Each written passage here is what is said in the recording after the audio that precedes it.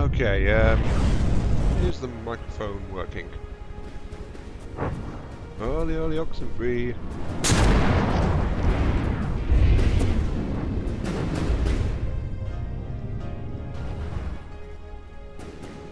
Answer yes.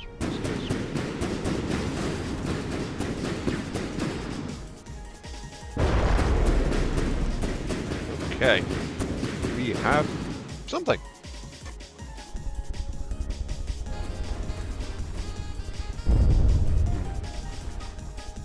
CPU's maxed.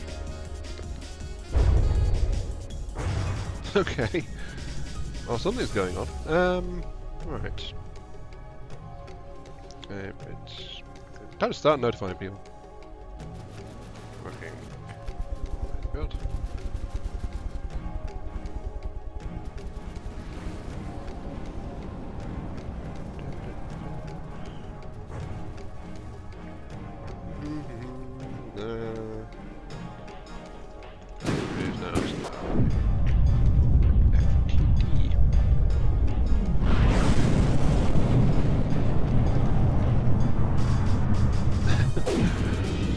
Okay. Alright. Seeing content dammers, gone into... oh, okay. Oh, hello, Raz. Oh, is the game way too loud? Ah. Darn it. Well, that's one of the things I'm being slow. Oh, the value's got reset. Let's drop it down to 80, I suppose. And unmuted again, let's see.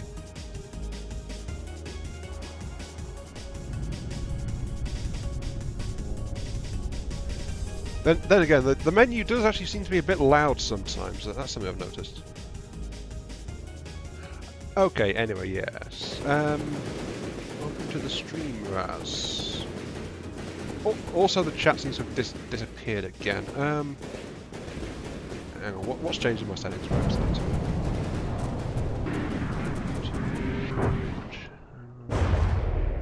Show YouTube chat.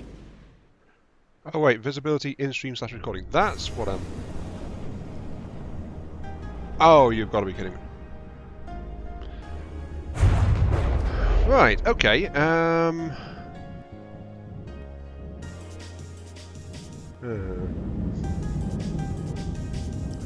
okay, so... There's no YouTube chat, because on XSplit that is a paywalled thing. So... Right. That sucks. I wonder if OBS does that differently. We can hope. But anyway, since this is now in progress, let's actually go ahead and do some stuff. Now that means I'm going to have to keep looking at my laptop for actual interaction with the chat. So...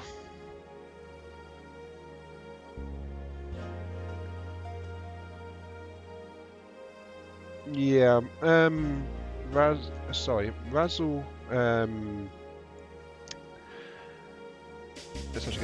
again. Razzle simply uses Streamlabs, aka OBS. I've never actually tried OBS. I'm in the middle of, well, I've just started a stream, so I'm not going to switch software now. But I think I'll look into that after I'm done here. So, but yeah, that's like... Stream YouTube and Twitch in parallel. Really? Okay, sure. The Corollas Rex is the one I want to spawn in. Yeah, if they can do both in parallel, then I think that's a good reason to go for it, honestly. A link to a combined chat. Raz, Raz, you are continuing to inspire me to switch over to OBS in a timely manner. I think the weirdest thing is I can actually see I can actually see the chat still on my side. It's just it's not going out on the stream.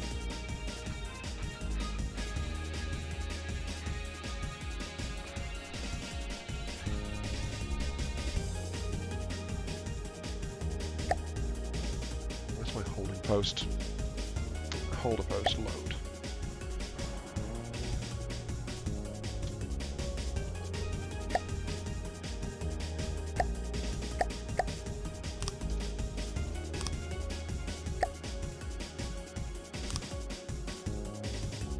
Hello, little mean. The big thing, sorry for not mentioning, it's just Raz is distracting me. Also, hello, Lauren, who just is coming saying, "Wow, I on streams." Yes, I do apologise for breaking up the usual thing. The big thing is a craft called Corollas Rex. It's one of Damadoc's ones. And I do apologise, I'll stop streaming as soon as possible, but yes.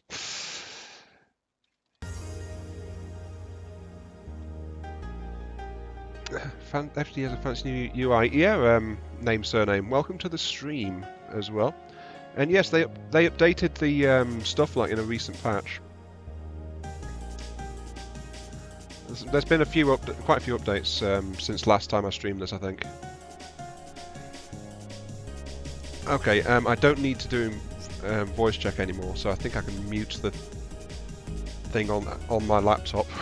So there we go. Anyway, this big hunk of metal is the Corollas Rex. It is Damadoc's. Let's increase the distance a little bit because it's a big boy. There we go. Damadoc's. I'm not sure. It's either a big cruiser or it's a battleship, depending on your scale. But in his recent streams, this has been like showing off this versus other things, and I got the thought that, you know what, maybe every FtD player needs to build something on that scale at some point. And Razzle immediately calls it a freaking dreadnought. Okay, noted. Let's grab you. Okay, that's a test platform. So yes, this particular stream is actually going to be working on something called the Largeish, which is going to be my own equivalent vessel to a Corollas Rex. Similar kind of scale, I think. At least that's the general plan. I've got the Rex here for comparison purposes only at the moment, and I'm going to actually despawn that as soon as I remember the key. There we go. Oh, Rex, you are going to be taken out of play to free up FPS, thank you. Why not build a dinghy? Well, this counts as a dinghy, doesn't it? This little raft here? Maybe I should just despawn the thing as well. Corollas Rex, I want you to go and sit over there somewhere, please. Thank you.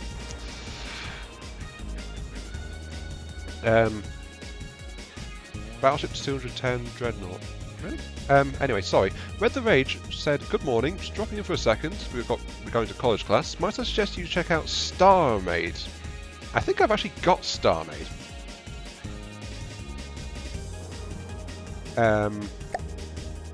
If I recall correctly, I have got StarMade. It's I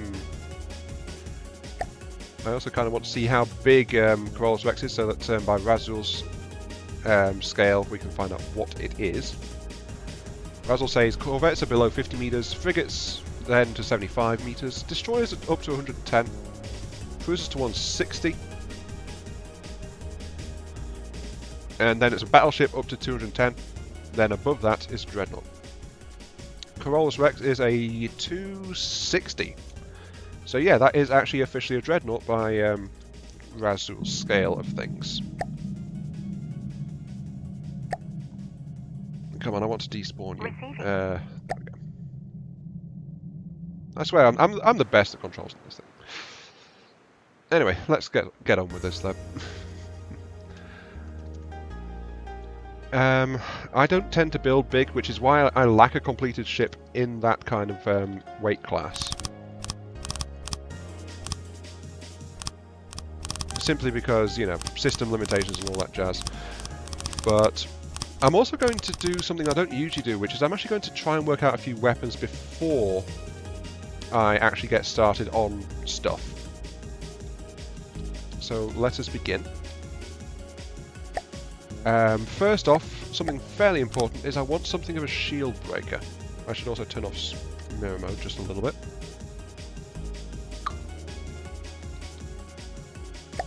And I'll grab the ammo. 1, 2, 3, 6, 7, 8 meter.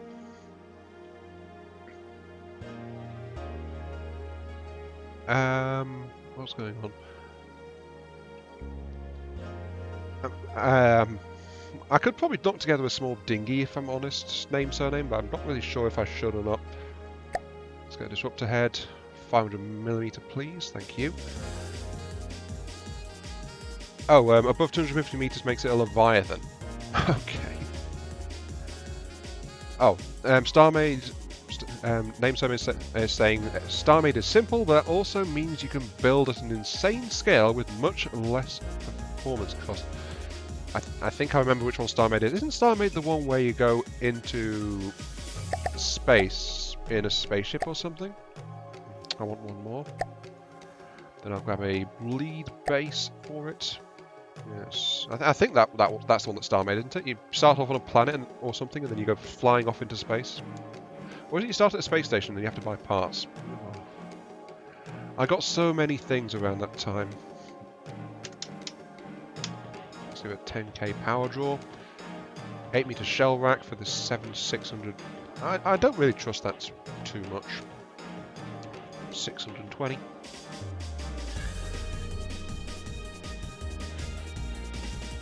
And I'm going to convert this to a railgun shell. Let's see. Nearly 600 is reasonable. 3, 4, 5, 6. So yeah, about 600 meters per second. EMP 588.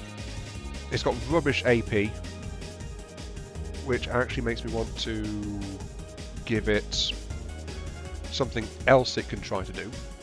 Let's give it a frag warhead and an inertial fuse. This is going to slow the shell down a little bit. 60 degree, leave that. StarMade planets are big flat disks. Yeah, that is the one actually I'm thinking of, name surname. The planets are flat disks.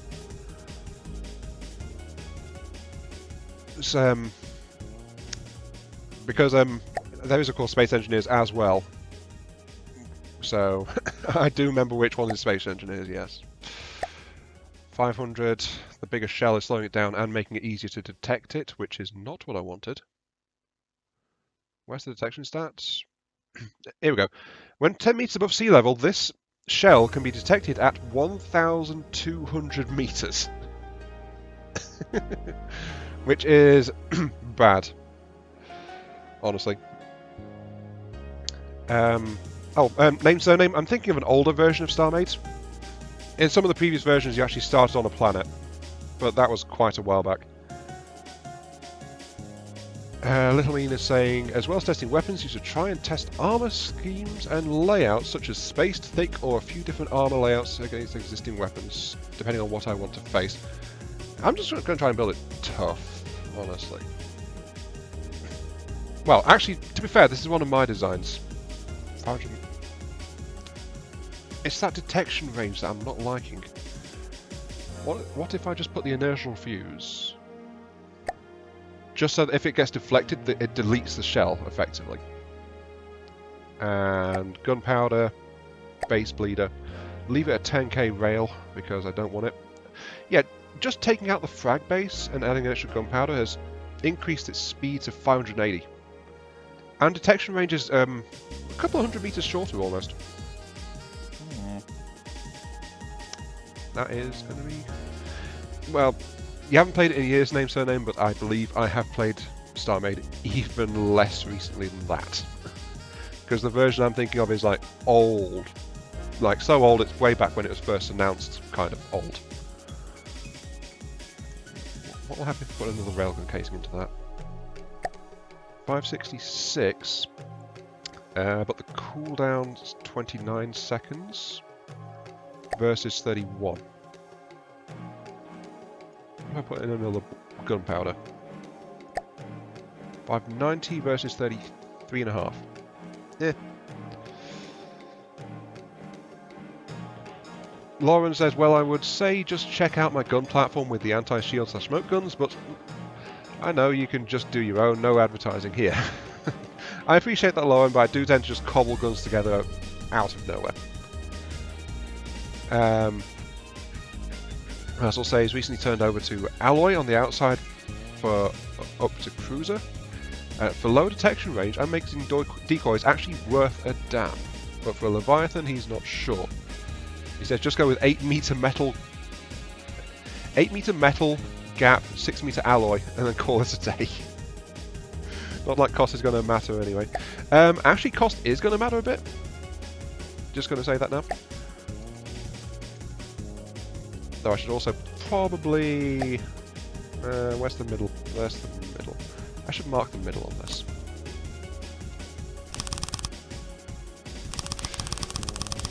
Heavy armor. Heavy armor's going to be involved, but if you recall, heavy armor is actually more vulnerable to EMP-based attacks. Unless they've changed that since last I looked at it. Bit of a silly weakness, but yeah. When they first introduced it, that was the case, though. Also, why am I putting fuel in? I want ammo. Go me.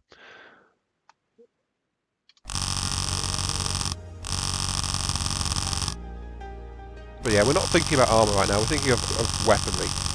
And this is going to be, I think, my secondary gun design.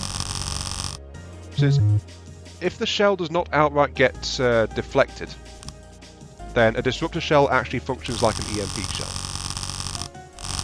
But to help reduce the number of shells around, well, that's why I put in the... that's why I've still got a fuse in it. But, because I've got a 500mm, with an EMP charge of 588. Disruptor is a 20% effect, as of right now, if it hits a shield. So, that's 58, that's 116 raw damage. So 116 raw damage to the shield generator if it hits the shield, divided by shield strength.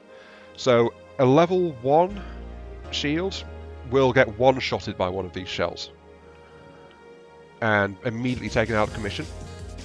But a level 4 shield will require four shells to deal with. 10k per 500mm shell, kind of lot. Not especially, actually, because this is going to be a power-intensive craft. Also, hello, Lord, welcome back. I was gone a long time. Yes, I was. I fell into one of my old mental traps, unfortunately. Which is the sheer fact that if I start thinking about, ooh, I could do this way, I could do it that way, I could do something bigger, something better, it's like, and I just start pushing it off. Like, a lot. That's why there's been no videos this last week or so. I've recorded some more stuff, but it's like, something like something. And yeah, I know, Raz, you've got stuff like that as well happening. Let's get a main battery shell up. Composite head. Followed by a solid. And then a shaped charge secondary. With some explosives behind it to give it some kick. That should be good. Secondary heat, 187 particles for an 11 meter. Then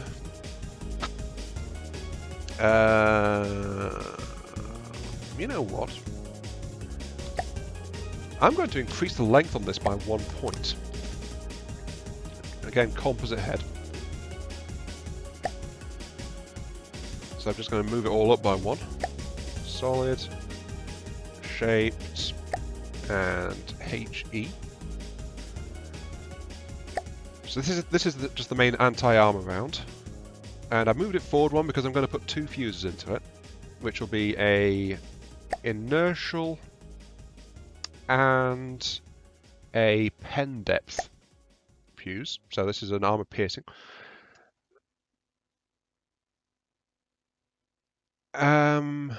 Yeah, Raz. That's why I've not played games with you the last couple of weeks, Raz. Your sleep schedule being completely thrown off. So you've usually been awake while I've been at work. I noticed that. Will I be up for some RimWorld later? Maybe. Though if we do, I don't mind if you choose to stream it or not. That is entirely up to you. Pen depth. Let's give it a 10 meter and a 0.03. Okay. Little Mean says, we're all mentally insane in this house. I've been stuck on design for a few months now. It's only the Indominus I actually ever completed. Only the Indominus I actually ever completed? Okay. Lauren says, just in case, if you're going to have some free time, check out my Alpha 7A. I makes a good job of taking down shields with only 200mm. Still, I know you're going for a much bigger craft, so big, isn't it? Yeah, if I was going for my usual scale of craft, I would tone this down quite a bit. But the 500 mils, this is just like trying to deal with shields with as few shells as possible. That's kind of why I'm gearing it this way. I'm also going to increase the rail draw to 25k. Because why not? 749 meters per second. This thing's detection range is only 428 meters. But yeah, this is going to be like equivalent combat kind of thing. So that's why I'm paying attention to things like how far away it can be detected. Those disruptor shells, they are very easy to detect and they are kind of sluggish, so it's an issue. But AP16, 50,000 kinetic damage on impact. Oh, that's going to be good. Let's keep on going. What weapons do I plan to use? Railguns. That's in case you haven't noticed that one. Railguns and missiles, I think.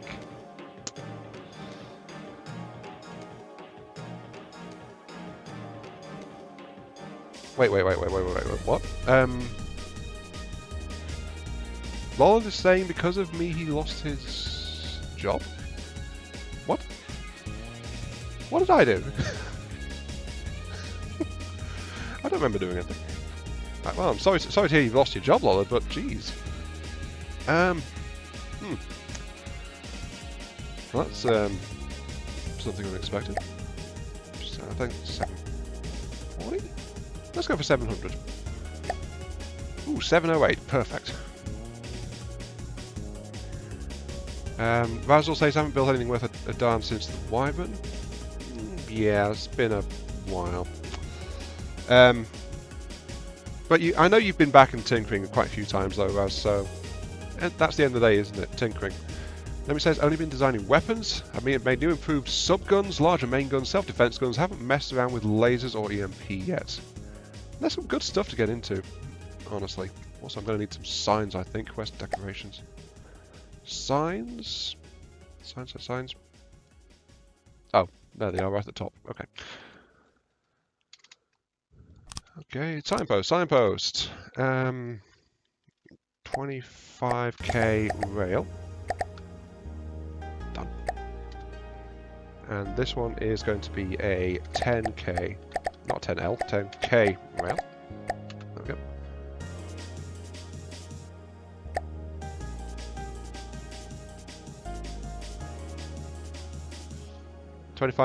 Lauren says 25k is getting outside of your planning. Feels like when Raz sees a 1 mil craft fight is 200k one.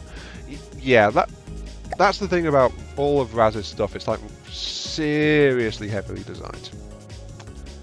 There's one more I want to add in, which I think is going to be an alternate. I mean, this is the primary cannon. These things. Secondary gun, shield breakers. And then this is just going to help with saturation, I think. But it's going to be pretty minor. Let's see, I want a Sabo backed by a solid. And backed by a bleed base. Rail draw 0. Less impact than the main caliber gun, but no rail draw, so it's going to be a standard cannon.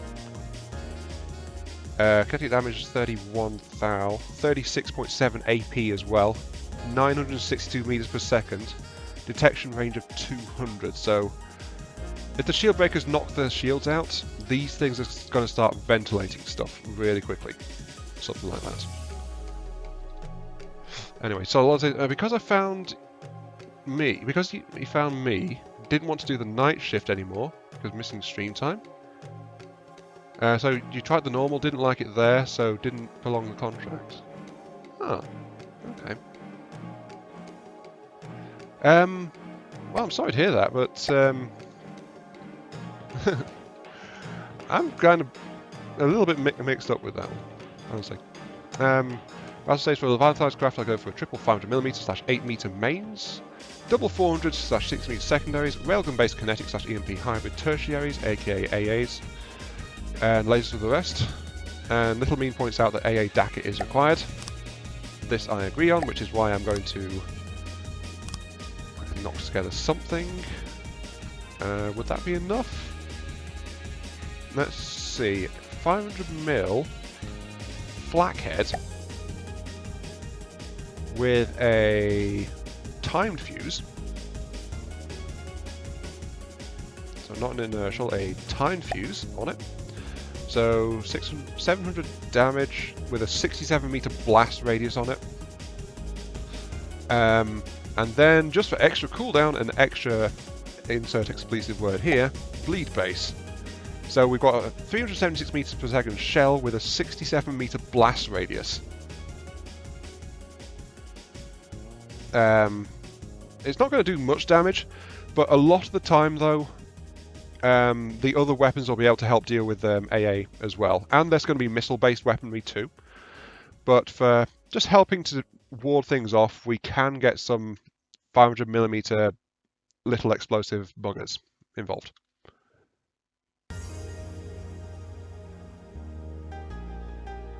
Well, Odd, if you didn't like the job, then I guess that helps as well, doesn't it? So, yeah. I'm kind of wondering what I'm going to do with this testing platform now. It's like, I built it to test things, but then I've just kind of worked on, I don't know, guns. Anyway, let's get on with this. I want a, let's get some mock-up turrets on with this. Advanced cannon, gauge increasers.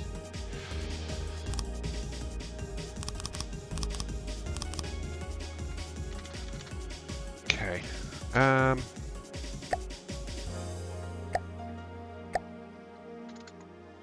8-meter shells, because that's kind of what they do.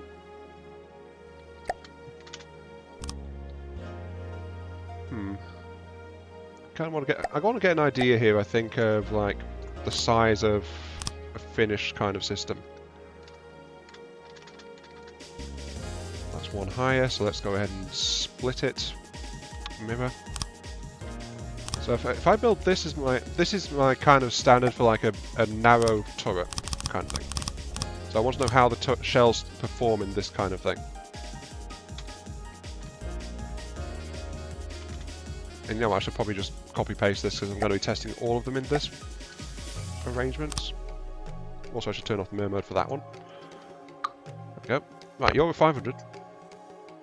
Add a 3-meter mantle just because. Then bore, evacs, and stuff for the barrels. Just for, since we're mucking around, let's give it a basic 11-meter barrel.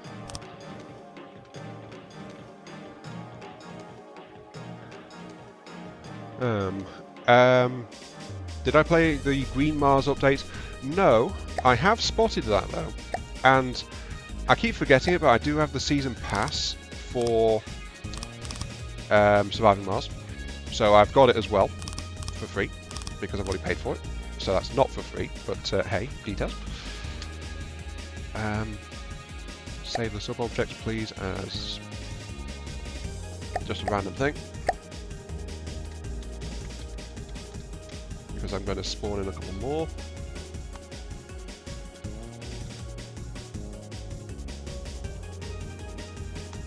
But I'm thinking of like resuming playing Surviving Mars. Though the only drawback is I have to actually restart it. So I'll have to restart and lose any progress involved. Actually, how big is that other shell? You are a 5-meter shell. Actually, that means you can be bigger. Sorry, I'm losing track on this. Right. Little Mean asks, why not have a sub-gun on the side attached to stationary turrets for a broadside volley? Because I can't depend on that. I know my build style means I'm going to have a comparatively quick craft, but I can't depend on the broadside as much, so getting turret mounted just makes them more flexible. Yeah, that will do. Build you as a solid. The bleed base, of course.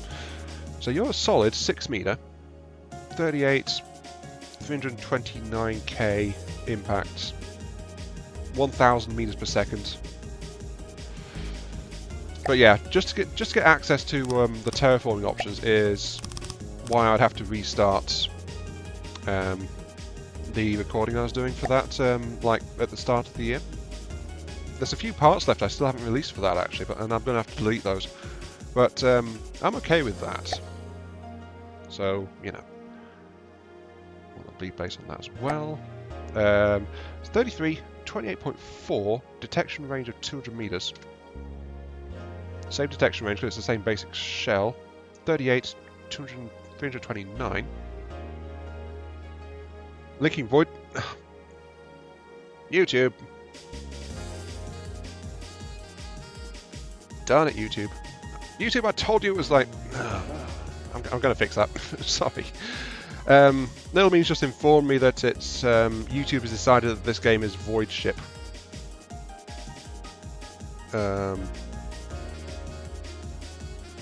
Wait.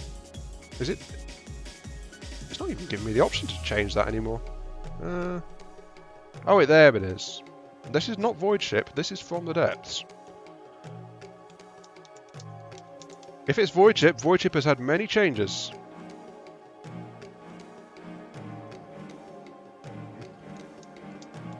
Come on, save that. Thank you. No. Look, I know what the game is called, YouTube. Stop messing around with me. There we go. Okay, fixed. Right, sorry. Just not even, but play a game till the end means you win, not lose. If that game is possible to win. Telephone. Honestly, that's a kind of a habit I've had on YouTube. 28k and 33, 32 and 38. Speed 116 versus speed 870. It's not actually worth, I think, going for... Yeah. For the size of shell, the 4-meter is more efficient than the 6-meter. So let's go with that. Sabo. Solid. So the 4-meter is going to be cheaper to run, and it's going to it's got a faster reload as well. So yeah, there we go. I'll do. Hello Gamer ASD, welcome to the stream. By the by, all the 4-meter shells, please. And that means I'm going to have to cut this entire thing down to size. Chop it off. There we go. Which is probably the cruelest thing you can say to a man, just chop it off. Okay.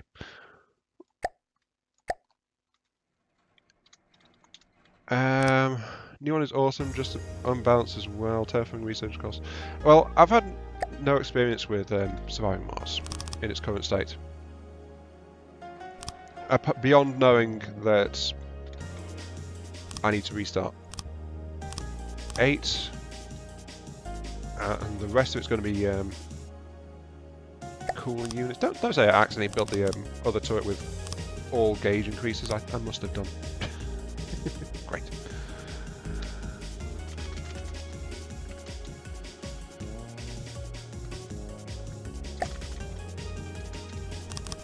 Okay, so this is a more compact turret, but this is also what's going to be needed for that Sabo, which is going to be good.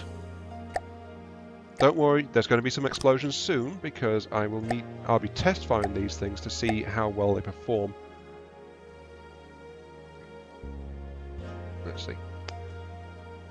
Yep, just chop it shorter. Yeah. Well, that's the point right now, which is I'm trying to figure out where the button is there. I'm just seeing how well these shells perform in a really small turret. Oh no, it's Raz's found mods. Yeah, but Raz is looking at multiplayer compatible mods for RimWorld, to be specific for anyone that hasn't spotted that. And also for the VOD afterwards, of course, seeing as the VOD is not going to have the chat on it. Because YouTube. No, sorry. Wow. That is not because YouTube. Why am I saying because YouTube? It is not. Categorically, it is not because of YouTube. That is actually XSplit's fault. Mainly because my subscription is run out. So, and it turns out that having the chat appear on the stream is actually a premium option in XSplit. So yeah. And cheapskate that I am, I couldn't afford to renew it, and I still can't. So hey, there we go. But yeah, that one is not actually YouTube's fault. And Raz has done a good job of convincing me to try OBS once I'm done here. Anyway, you get the disruptor shell type. You get the primary guns, the Hesh ones. You get the sabos because you're a smaller turret. Yeah, gamer, that's exactly what Raz was pointing me towards when I was starting the stream. And we're going to, once again, mutate a turret because I want it to be smaller. There we go. In fact,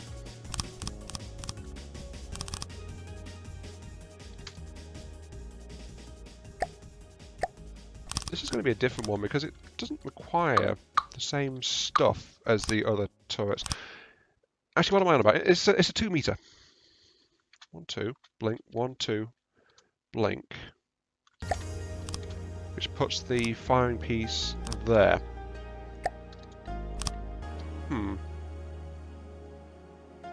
Which is actually one of the reasons I built that flak shell. A bit different. Because it's so small, it can fit into a more compact weapon at 500 millimeters. So,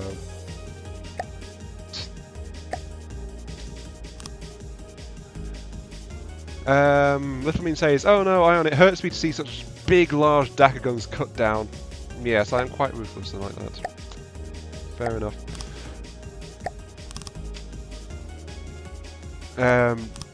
Do it more often. Save the subjects, spawn 50, and then cut them all down. Raz, I think it'd be more efficient, not more efficient, more of an impact if I did that and then I built a laser turret and cut them all in half. Wouldn't that be better? I mean, for impact, that would be the best one, I think. There we go. So, already in a similar sized weapon system, I could fit the flak rounds into a much more ammo friendly configuration. So that's that. Though I must protest a little, mean that this is actually in the interest of big Daka as well, because it's the small shell is like for faster firing. Also, I seem to have a slight issue in terms of control radius. Are you loaded? Yes, you are. Okay, so for this, we require a thing. Hang on, I'm just checking the chat to see if I've missed anything. Little Mean says, read the comments, it's so sexualized. Big, large Daka for me. Yes. Enemy spawn, please, which is Where's enemy spawn? Oh, it's... Look, up here, I can still see chat. Feel free to use the Wyvern as target practice, that way you can at least see her again. Alright. I'm not sure where the Wyvern is in my list, actually, so I'm just going to go with the standards, which is, for me at the moment, it is a Kingstead, since it's just a big floating block of metal to shoot at. There you go, it's alive. Also, stop moving, please. Right, okay, weapons. What is this one? This is, if I recall, this is the Disruptor. The problem is, it's a Disruptor against armor, so 239 raw damage. So because it's got that frag shell involved, which is going to help. But because of its low penetration, if it deflects, it's not going to trigger an EMP burst, which is part of the reason why it needs to be a railgun configuration. Still on impact though, if it does trigger, it's going to still kick out frag, it's going to do a little bit of kinetic. So it's going to try and do something, it's just, if it gets deflected, it's not going to be good.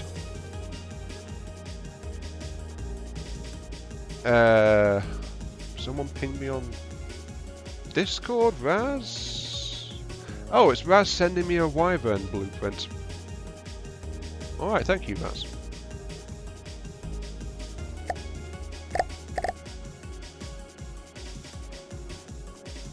Okay, let's see. Kingstead, this is the main cannon round.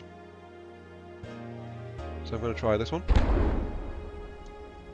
And immediately it does 6k damage plus...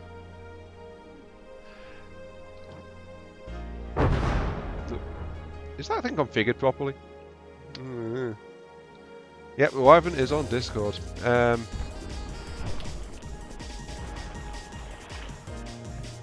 Did I manage to screw up the Tankimon already? Oh wait, you're talking to Dammer, sorry.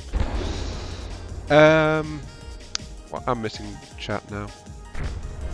Slaughter children prohibited unless they are disastrous, in which case they are fed to cannibals like little meat. Fair enough.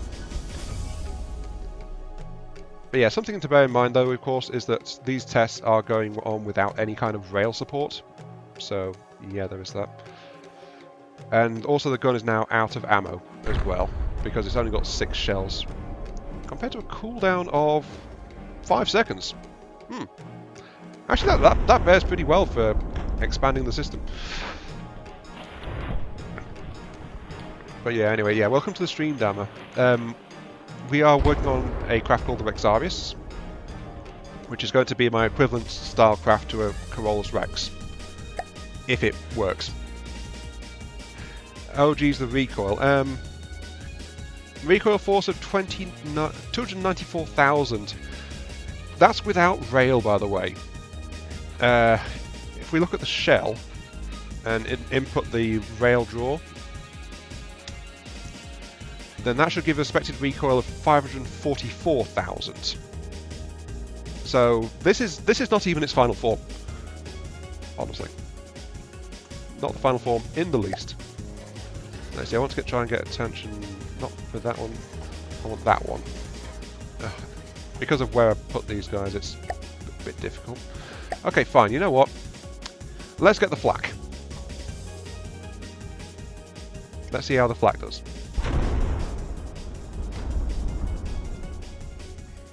Topple the ship with recoil. Well, to be fair, the main ship is going to be a little bit heavier than this thing. Just a tiny bit.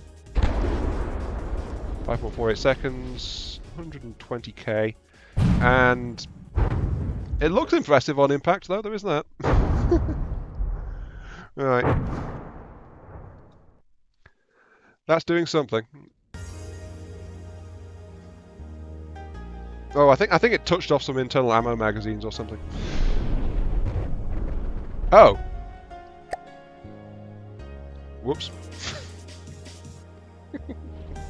I did touch off some internal magazines. Unfortunately, it was on my thing. Okay. Sure. That happened.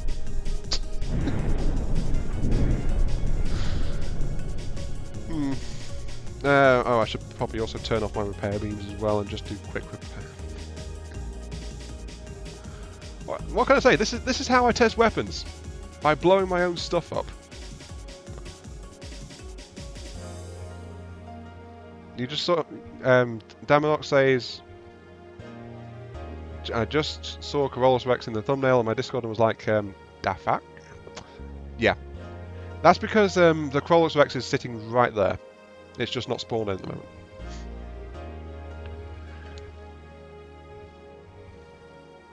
I've been hooded. Well, yeah, it shows I'm British, doesn't it? My stuff explodes. So, yay. And Raz says, suggests trying pen depth flak. There was a time when pen depth flak ignored clipping. Really? I'm not going to try it. I want... It's meant to be an AA shell, that, so that's why I'm going to stick with the timed flak. Thank you. Just getting the stuff rebuilt. There's still one more shell I need to test, of course. Oh, hello, Bapple. Welcome to the stream. What kind of... Bapple asks, what kind of vehicle or ship or aircraft is this going to be? It's going to be a... According to Raz, it's going to be a dreadnought. Or something. Anyway, I think I need to rotate this a little bit. Let's rotate it that way. Also, I need to spawn to it. Oh, the holder post got damaged as well. It was too close to the blast. That's fair enough.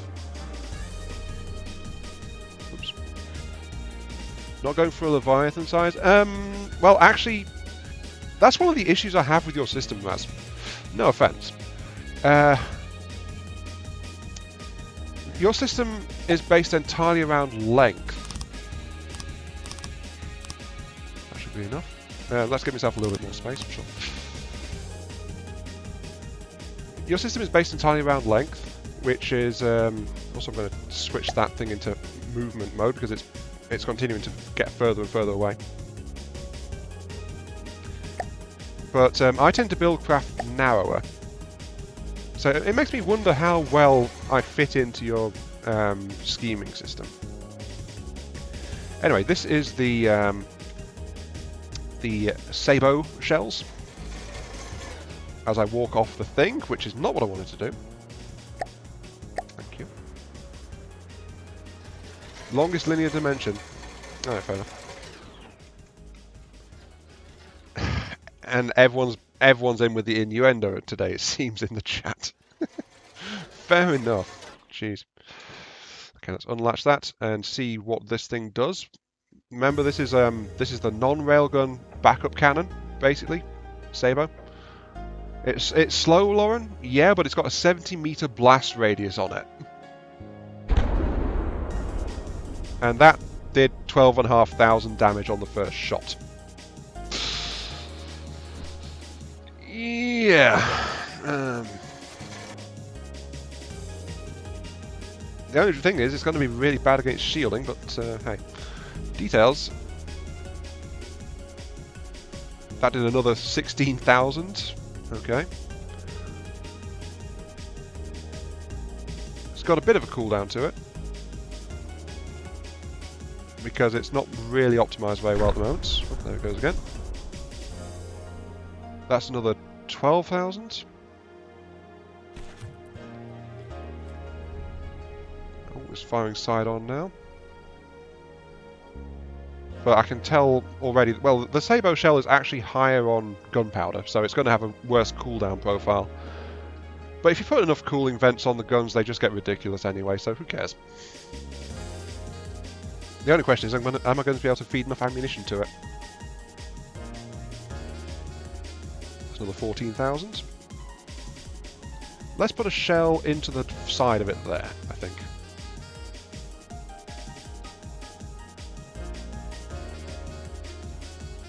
Oh, here it comes. Oh! That did something.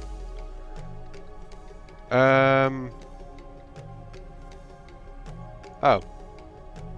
Okay. Okay. Yep. Okay. I'm happy with that as a another supplementary shell. I think. So okay. Destroy enemy vehicles, please. We are almost an hour in. So yeah, sorry about that. Let's set the thing to azimuth. Yes, hold distance 40 or 50. That'll work. Let's actually get started on the next part of it, shall we?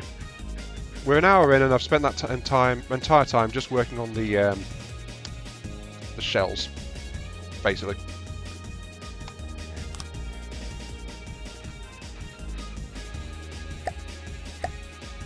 Let's see.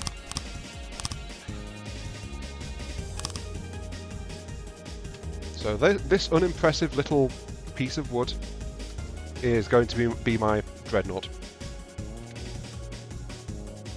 Select and take it now. There we go. So if this piece of wood takes its vitamins and minerals, it's going to grow up big and strong. Also, I think the chat's lagged out, so I'm going to have to... Whoops, I didn't mean to tab out. My apologies. Wrong keys. Right. I'm going to have to click and refresh it on my side. There we go. The king said it's like 89% empty, says Raz. Yes, that is true, but the damage indicator still said it did like over 20. Sorry, I need a...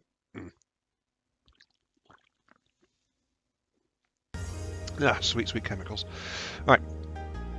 The damage indicator said it clobbered it for over 20,000 damage with a single shell. So, yeah, that was good. So let's get... Is... Wait. What have I missed? Little Mean says more Dakar. Raz mentioned about the King's Head being empty. Mean says, save your shells before you lose them. That's why I've got it locked on a separate thing, but you do have a point there. No, I want to save you as the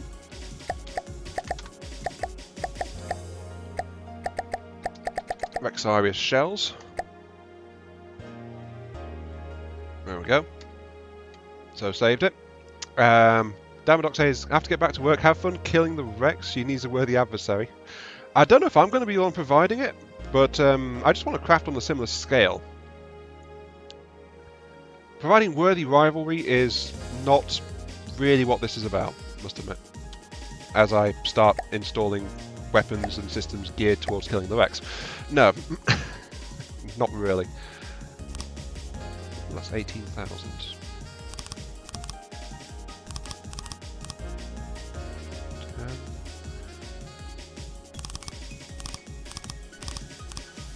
$360. If I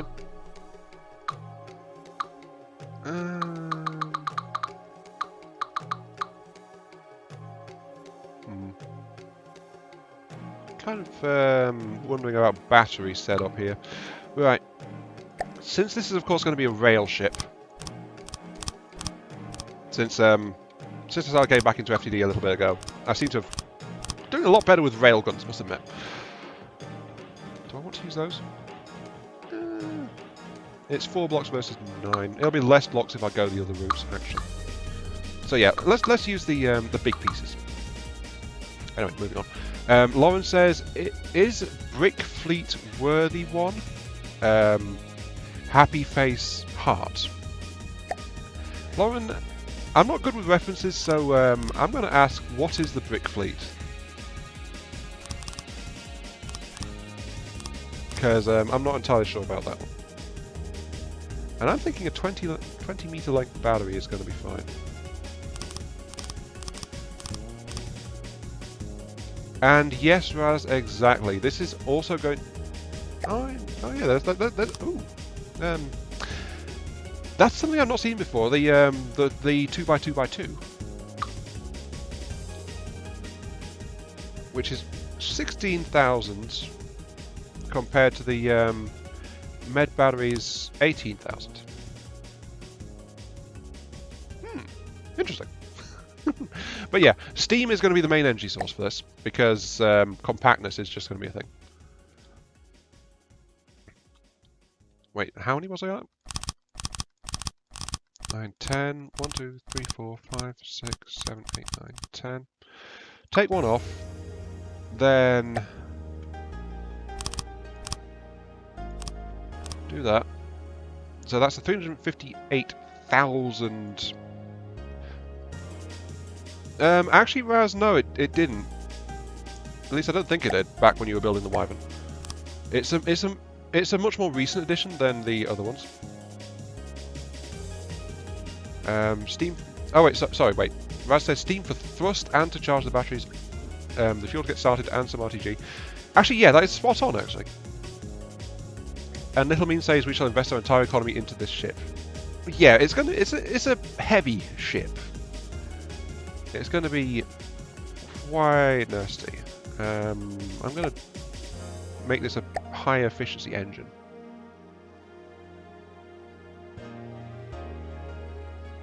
Let's set it to 150% efficiency, but it still provides nearly 5,000 power output, this thing.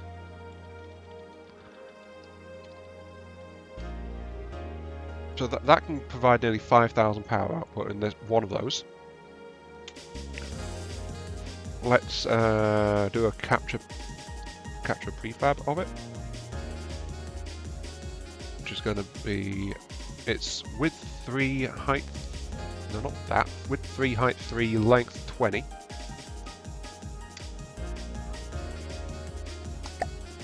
So that's a single battery pack.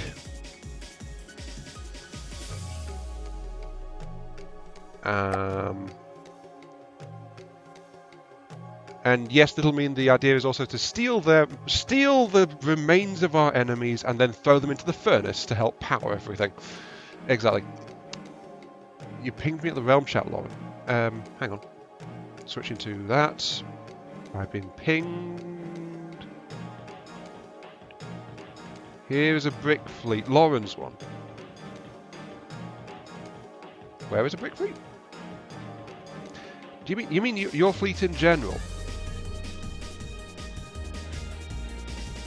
Because I don't think I've ever seen your entire fleet all in one go, if I must be honest.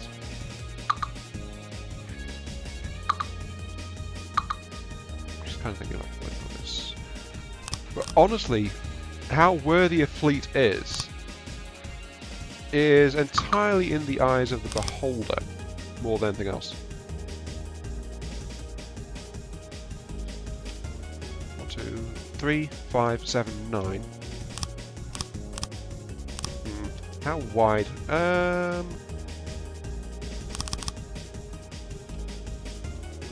With 25, I guess.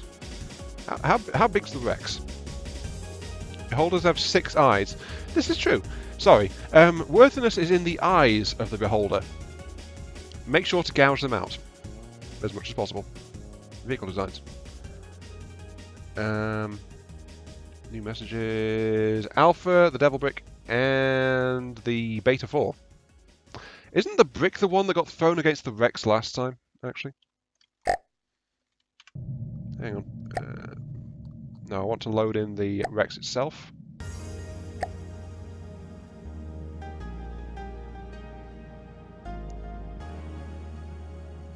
It's going to lag a little bit. Yep, there it goes. Okay, so we've got the actual Rex back again. Yeah, in that case, yeah, from what I saw of the brick, actually, you know what? I might as well take a leaf out of Dama's book and actually show stuff. I'm just worried about. I mean, my FPS is down to 6 right now because I've got the Rex involved. So this thing's width is 50. 49 actually, but yeah, width 50. My craft is not going to be that big. Not at all. So let's unspawn that again before my computer dies on me. Pretty please. Unspawn you. Thank you. So my question is... Oh, there it goes. I don't have FPS, I have slides, yeah. Well, the thing is, without the Rex in, my FPS is actually at 80. So it kind of shows you what how much of a strain that thing was putting on it.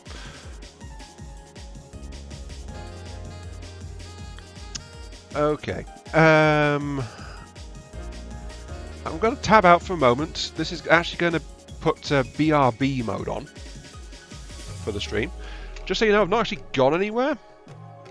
It's just, again, XSplits being a pain because I am not one of the lovely, lovely people that's giving them money right now. So, Little Mean says, the Indominus shall defeat all of your peasant ships, mwahahaha, and then in brackets, just don't arm them with anything larger than a subgun.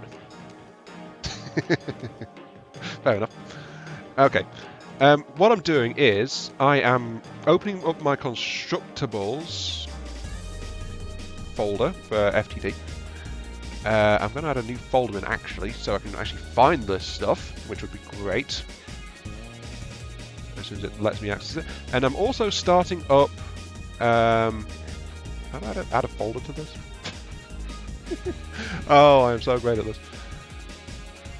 Mainly because I don't remember where the button is, so I've created a new darn folder. Oh, it's up there. Got it. Right, sorry. My bad.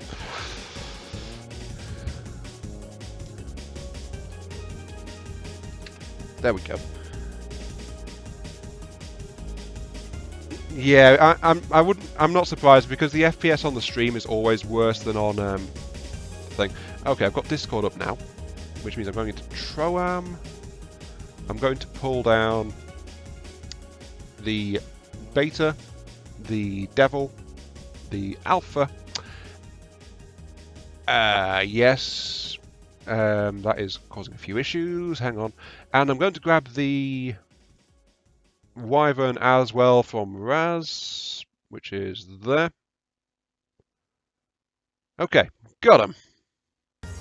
Right click slash and then new. Yeah, that would have been sensible, Raz.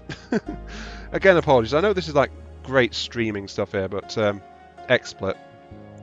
I will be looking at OBS before I do another stream. The thing is, XSplit still works for me as a recording software, so it's like, ugh, must learn new things. Ah, heresy. Right. I also want to find the show me in the downloads folder, if you would be so kind. Okay, here we go. The Wyvern. Yes. Pull you across. There. The Beta. There it is, Beta 4. Got you. The Devil Brick, which is Devil Brick Bullet, there we go, and Alpha 7. Alpha 7, here we go, Alpha 7. There we go. Right, I can bring the stream back. Hooray! Right. Do I want your in-dom? Sure, I suppose, if you want to. Well, this is imitating Dammer a little bit, isn't it? Dammerdoc. Since he likes to show things off as he works as well, so, you know, the heck, it's Hangout, isn't it? Let's see. A for viewing, we have got the Alpha, the Beta, the Devil Brick. Shouldn't that be the Delta, the Devil Brick? And we've also got the Wyvern, which is actually the second smallest ship here, actually. Where's the Corollas? Corollas Rex is 42,600, so it's quite a bit, yeah. Well, the Devil Brick is 1,900. Wait, am I looking at the wrong things? Hang on. Discord. Check my links again. Devil Brick Bullet. Yes, that is the one you sent me, Lauren. The Devil Brick, the Beta, and the Alpha. Those are the three you linked to me. Yeah, I said that because Lauren's has just gone, what, while looking at the list I've just brought in. So it's like... Okay, right. Let's bring in the Wyvern, while Lauren thinks about that one. Oh, it's been a while since we've seen you, isn't it? you can stop moving, please. Thank you. With all of these decoy... I think this is one of the reasons why it's so survivable. It's got so many AIs on it for its size. I also remember when I strapped lots of big cannons onto the outer hull of this thing. That was fun. So that's a wyvern. Okay. Next up is the Alpha. This is the first of Lauren's designs. This is a 500,000 resource vessel, which is going to be sitting next to the wyvern, which is, just for reference, a 200,000.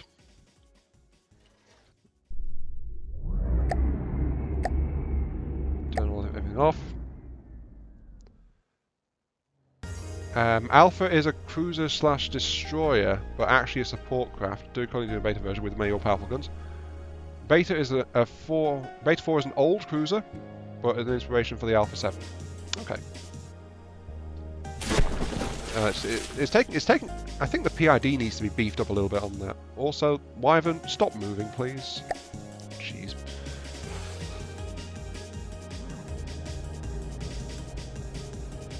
A Little Mean got the... Oh. So Little Mean ship is not called the Indominus? You got the name wrong. Apparently it's called the Handsome. Okay. So wyvern. That's the Alpha. Looking pretty good, actually, that one. It sits pretty low in the water, though that means it uses a lot of water defense, actually. Let's also call in the Beta then, since you say that's an older one. There we go. Hi, Shaolin Dragon, welcome to the stream, and hello, Lollard, welcome back. Stop moving as well, please. He's working on the Indominus project. Oh, that's the name of his overall project, the Indominus. And he's working on bunker-style fortifications. If I recall, the Wyvern's a cruiser, by Raz's scale, which means that these guys are actually heavy cruisers or battleships? Not entirely sure which. Hang on. Let's get them lined up in parade fashion. Moving now. I suppose. Moving now. There. Pull this force out of play, pop it Moving there. now. Pull this force out of play, pop it there. Moving now. I guess I get those guys up. The Wyvern is 2 meters short of being a battleship, so yeah, it's a cruiser by your style, if I recall. If I want to see your ship, it's linked in the Discord. You know what? Sure. This has become a show and tell. The Handsome. Grab that. I've still got everything open though, so I can do this a lot faster. Under H. I need to clean out my download folder sometime. Jeez. Wait. I was looking down around P. Why was I looking around P? There it is, H. Handsome. Okay. Got it. A slideshow? What was the thing going slideshow again? Fun facts from Lauren. Alpha 7 easily wrecks a Beta 4. Which is what he calls... Sorry, he, she... Which is what Lauren calls an improvement. Apologies for the pronouns. 22,600k. Actually, this is in the same price range as the Beta. Little Mean. It's a very flat ship, that, but it's a very long one too. Little Mean says, I believe my Mark II had better armoured main guns and a new layout for the sub-guns. Ooh. Very flat. Oop. FPS is steady on my side, so I think we're okay with that. A lot of weaponry. It sits very low to the ground. Also, I need to... The hell?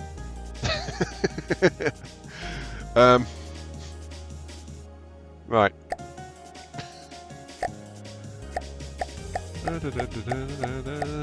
Turning off all the AIs. What the heck? So many AIs in this thing. There we go. Right. Wow. How many AIs? I did not count. Still though, that is... This isn't something I keep saying in Downward streams. I find it fascinating how different people build in different ways. Though also little mean your ship is currently classed as an aircraft, just so you know.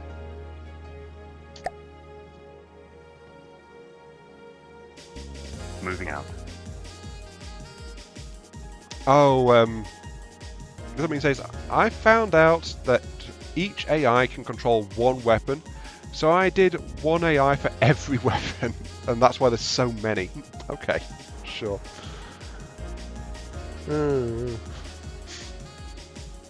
Okay. I have no objection to any of that, honestly.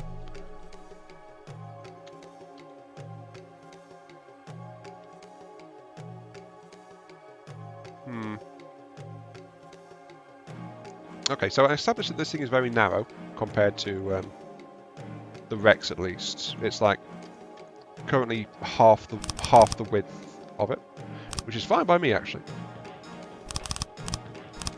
Let's put a 20-meter gap there, and then I'll add in another battery bank for the Rex Arius.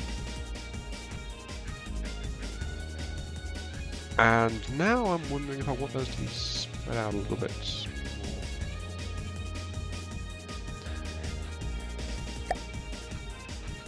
more. Oh, Little Mean says it does look cool when it works because they target different enemies on each side.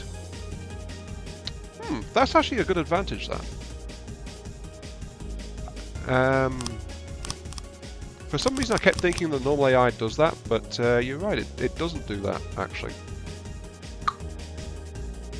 It doesn't do that, does it? 3, 5, 7, 9, 11, 12, 13, 15, 17, 18, 21, 23, 25. Let's cut this section loose a little bit. Oh, there it goes.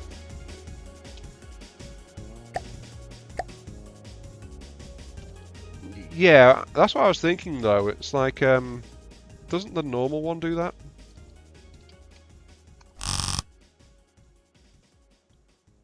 I mean, that is the whole point of the target priority. No, not the target. Yeah, target priority. No, is it? One of the AI cards does that, if I recall. There we go. That's nice and big. Yeah, that AI card that picks targets on a per weapon basis. Oh, set firing restrictions. Oh, okay. But yeah, having a ship driving around just like shooting things in all directions does look pretty good. How big is that? I should probably bring up my HUD again. You have 1,074,000 energy storage.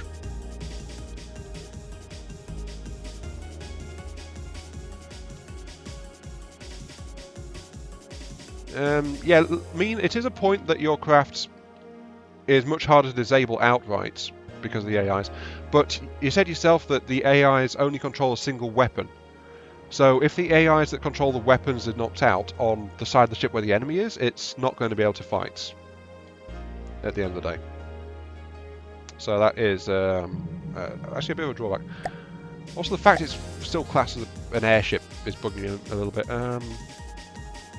Let's set you to be a sea vehicle. Water mode at your service. There, yes, you are water mode, thank you. Moving now. Moving now. Moving now. I want you to go there, please. Moving now. Thank you. Okay, so we got the vehicles set for our Receiving. thing, so let's go ahead and spawn these guys in. This is probably going to take a little bit, though these guys combined still don't weigh as much as the Rex does. So it's like, There we go. Okay, we got those in. And one of them apparently has engine exhaust issues. Set to one weapon, but they can be taken over by another AI if one is destroyed?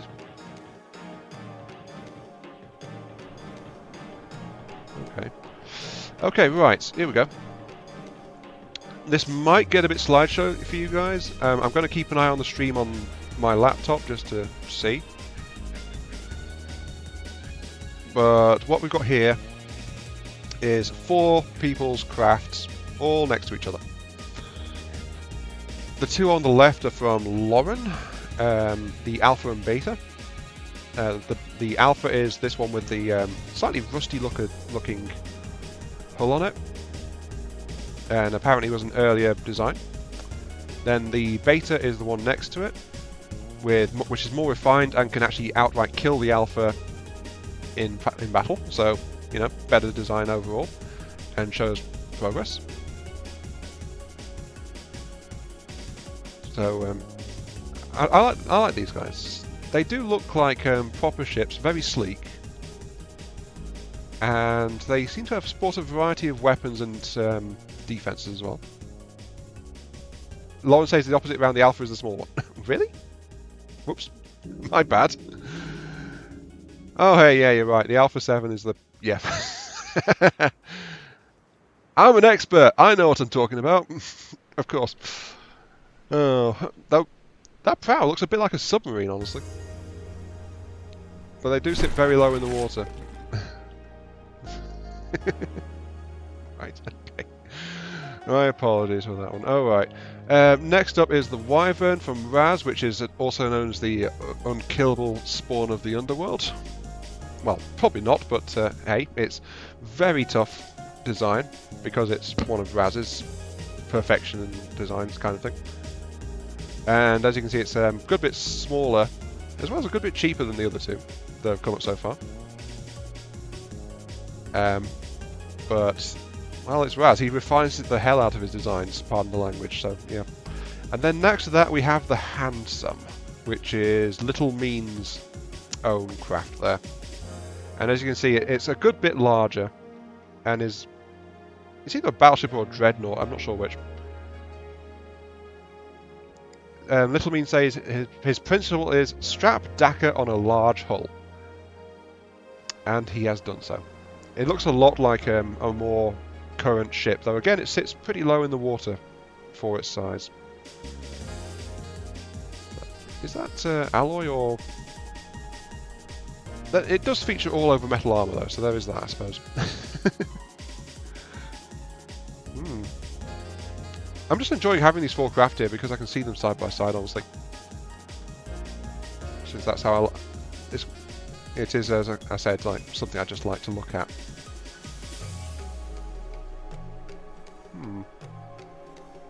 I think I see a safety hazard. If this thing is nose on, it's going to gut one of its own turrets. So I'm guessing it has fail-safe in it to try and stop it doing that, but oh dear. See that the Alpha's got just this narrow. I think that's trying to be like a modern. Oh, it's a railgun actually.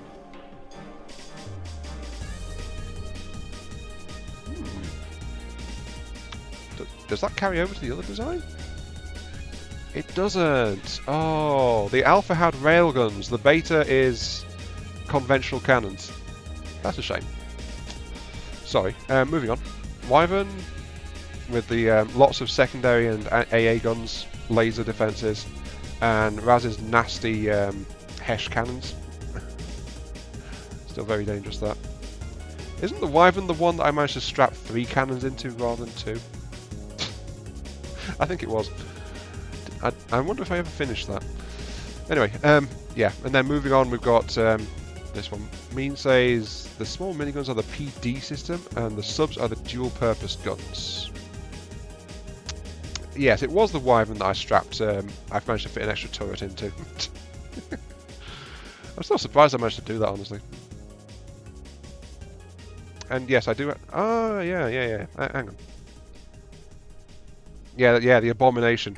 Hang on. It's in my root folder, you said. The Wyvern Abominable. There it is, the Abominus. Increase the cost by nearly 10% from my take on Raz's Wyvern.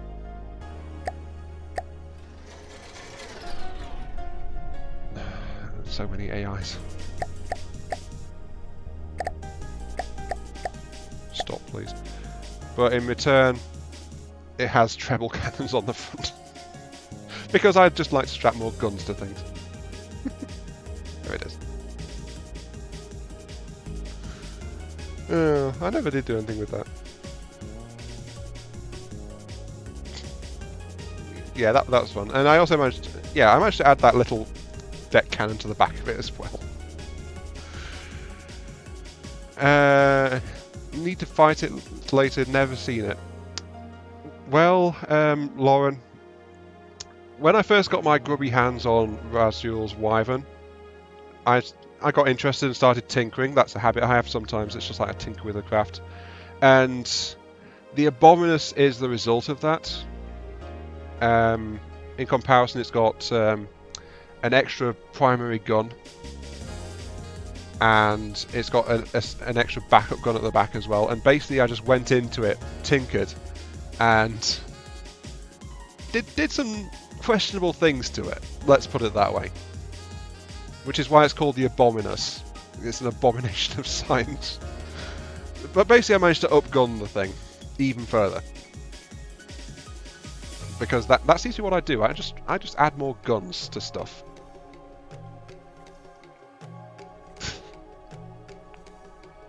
Yeah, I still remember working on that one. Little Mean says, even with all your guns, you can't outgun my ship. Mwahahaha. I'm sure the Rex could outgun your ship, but let's actually unspawn all these guys now, because Receiving. I think I'm done looking around at this.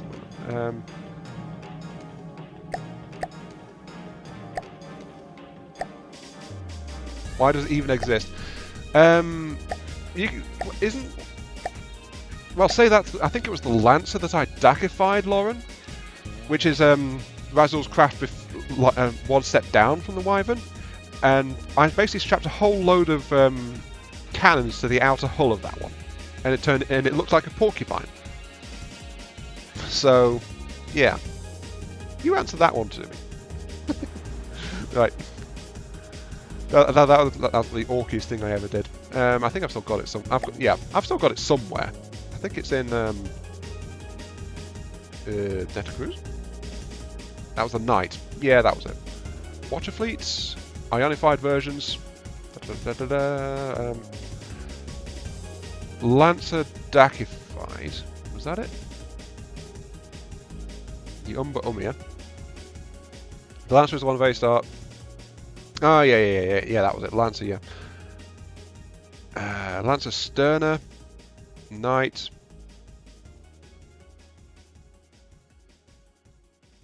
I don't seem to have it anywhere. That's Knight Mark III. Lancer Sterner. Oh, yeah, the Lancer Sterner is one where I added a rear gun. And come back to this.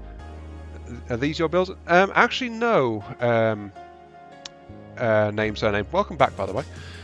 Those were all builds that people have just sent me to have a look at quickly during the stream. So I just pulled them all in to have a look. And you say it's the Knight. Did I not give it a different name? Let's load in this Knight then and see if is that the one I was thinking of. It's like not. 104,000 for that. No, that. Well, I think it was the base. That was the base hull, but yeah, that's Razul's Knight as it goes for a swim. Let's back it up a notch. The Knight, Wyvern Valkyrie, Lancer, HMS Billy, Nimbus, Revenant battleships. This is all. Jeez. Will they all fight Damadox? I get the feeling my game will probably crash if I try to do that. But Junk Laser Razor. I think I've not got the actual Knight with lots of extra guns saved, unfortunately. Though unfortunately, yeah, as I said, first off, I think my computer would probably cry quite a lot if I did that. Now, the other thing is that Damadox is Corollas Rex. Damazok's design is 1.3 million in cost. Of the ones I've been sent so far in the stream, the most expensive I've got is, for viewing, yeah, I think it is the Handsome, which is 600,000. So it'll be a two of those, and it still wouldn't be even in terms of resource cost. And everything else goes down there. I mean, the Wyvern is only 200,000, but then again, that'll be like, what, 6 Wyverns, maybe 7 against a single Corollas? That would be kind of nasty. Also, one last thing before I forget, which is I need to bring in Lauren's third craft, the Devil Brick Bullet, which is a 74k hovercraft of some kind. Yep, there it goes. Oh yeah, I remember this one. You sent this one to Dama to have a look at on the stream as well, didn't you? Let's see, we got dual cannon. Let's put that in. Dual 250mm. Not got any underside mounted equipment. It's actually pretty high up. Double Wyvern plus an Alpha and a Beta. True, but then that leaves out Little Mean's ship. No. I think this thing could actually... Oh, he said it's not working. Oh, okay.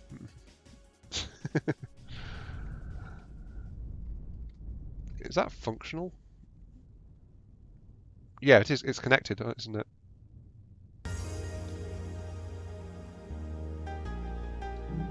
Okay. I think I need to actually start deleting some stuff. Yes, delete. Let's get you guys all out of here.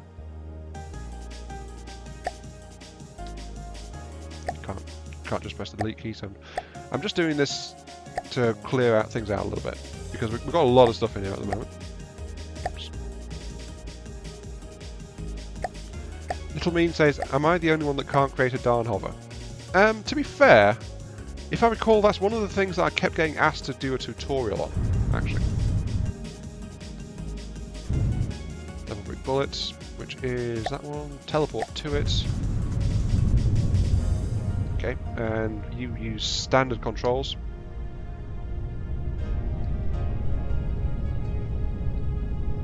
Really fast. Oh.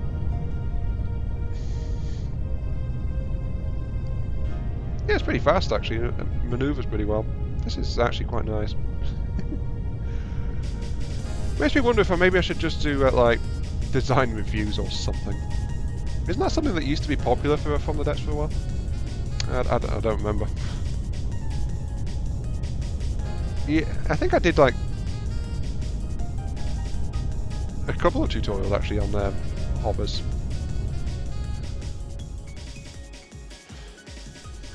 But yeah, one concern I have, Lauren, is that it is actually pretty high up. When its firepower is all focused on the top, so that might cause a few issues. Though I do notice you've got that 3-meter elevation thing. Yeah, I did refits. Yeah, though that was like me tinkering with craft and doing random stuff to them, which I'm wondering if maybe I should bring that back, since I have been tinkering quite a bit as well. Anyway, to answer the question. As I hit the self-destruct button. Yes. Boom. Is Lauren's fleet worthy? Again, it depends what you want the fleet for. But you do have some flexibility there. You've got a ship of the line, which you have improved upon and admittedly made bigger. So it might be a bit pricey to be called a ship of the line, but I think the main problem really is just the lack of lineup. Raz says it's worthy salvage at those prices. Yeah, but Raz, you are an elite ship builder. Let's be honest. So your designs tend to have much higher material efficiency than other people's designs, including mine. I will put that out there. I'm not disparaging anyone's designs in that. Razul is just, when he makes a ship, it is very efficient because it trades really well. Let's go with, I think 2 meters is probably good enough. Let's do that. Whoops. No, Rexarius. No. Oh well.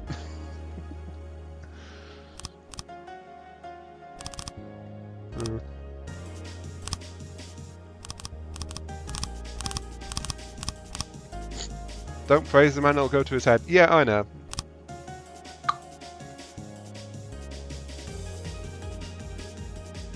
Originally 50 meters of water, but you changed it for damage stream because it didn't want to work. In addition, I wasn't this experienced, so no anti-shield shells included. Actually, Lauren, it's less a question of experience, more like what do you want to do with the weapons. Like, what I'm working on here, or what I was working on before I got thoroughly sidetracked, is it's meant to fight equivalent scale vessels. Sorry, my nose is all bunged up again. The problem is, though, equivalent scale vessels, they are always going to have shielding.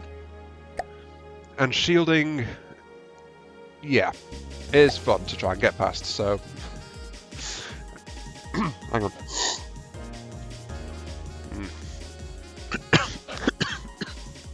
Excuse me.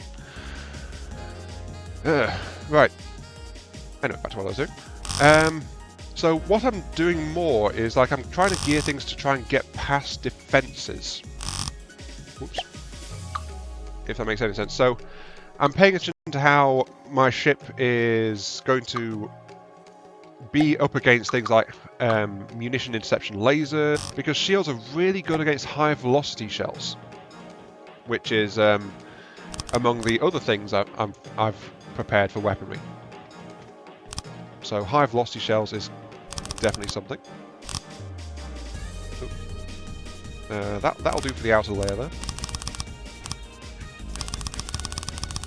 There we go. That's going to be my power train, I suppose.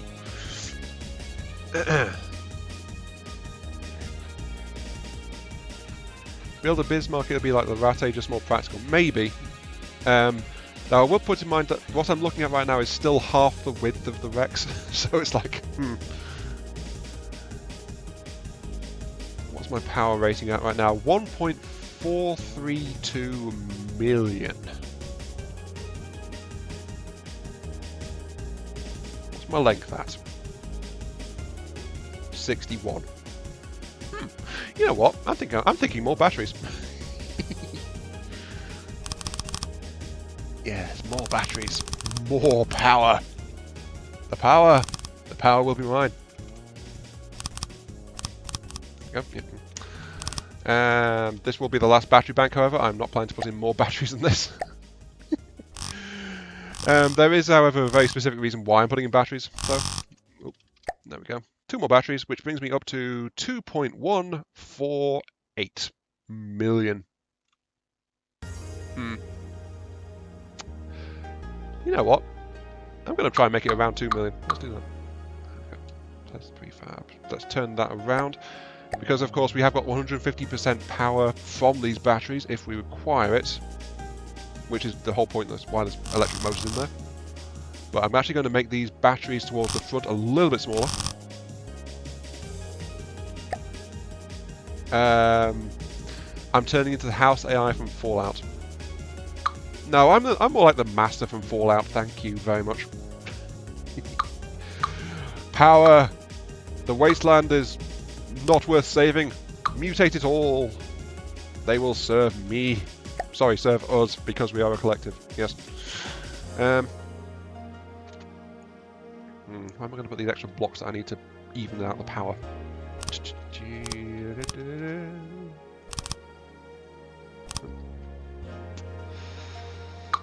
Sorry, what was I saying before? Shield breaker shells I was talking about? Lauren says Alpha 7 was killed by a double wyvern, mostly due to it only had 2 or 4 repair bots and 10k resources, while each wyvern had 50k resources and more repair bots. Yeah, that's repair bots creep. That and ooh, that is exactly 2 million battery power. Perfect. Okay, sorry, moving on. In addition, don't count vessels as inefficient. This is true. They are not inefficient. They are just less quote-unquote efficient than some other designs, and it also depends on what you ask them to do in the first place as well. So it's like, yeah. Like, in terms of survivability, my craft are less efficient than Razul's craft, because Raz's craft are always better at surviving stuff. However, Razul's craft tend to be a bit shorter on the firepower aspect, which my craft tend to have in abundance. So I can't survive as much, but I can kill stuff a bit harder.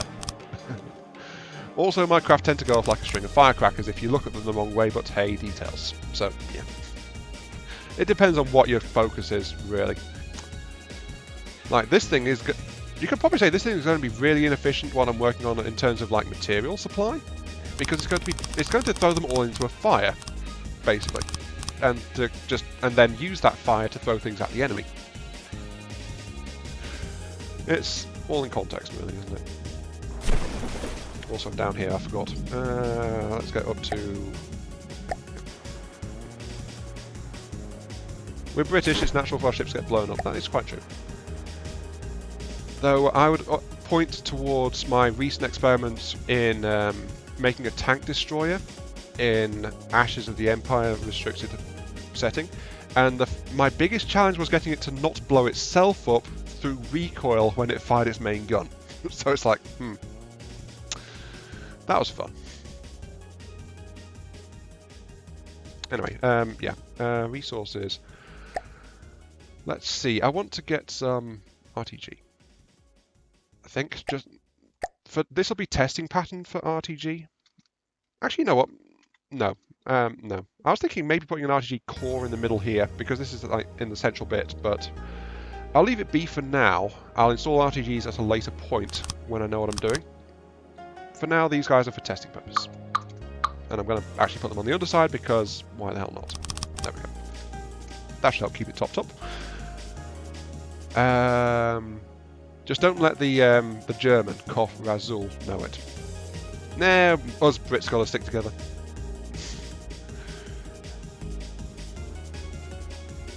Lauren, yes, that is actually a really decent defensive setup.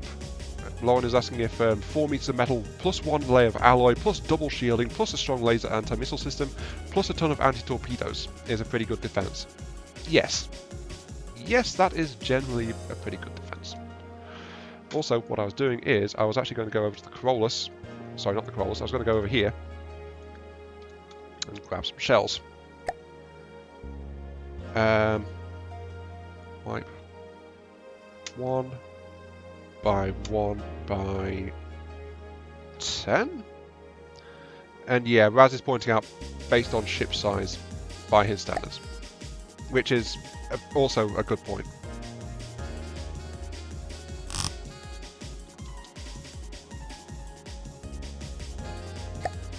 Let's pop this one, I suppose, here. Slightly longer, but hey. But yeah, because a smaller ship is going to have less space for that kind of stuff. So it's naturally going to have, quote-unquote, less defences. But it makes up for that by being cheaper. And so being more flexible, you can have more of them, yada yada, that kind of stuff. So there's all sorts of different things that go into building a ship in this game. There we go. That'll do.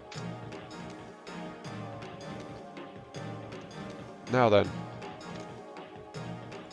time to install this, and I'm going to...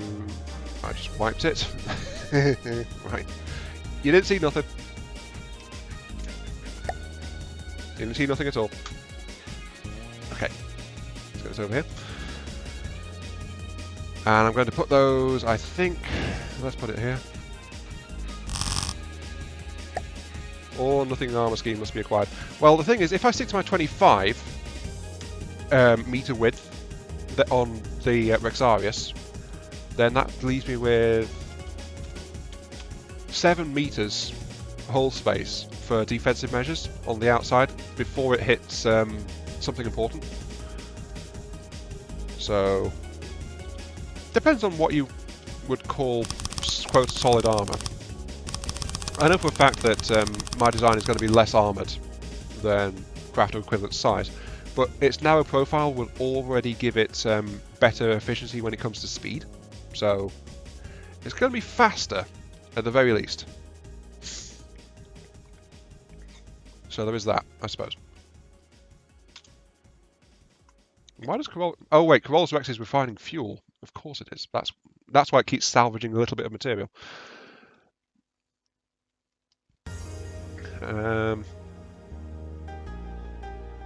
Lauren says that no idea how to do a triple shield, I'm guessing.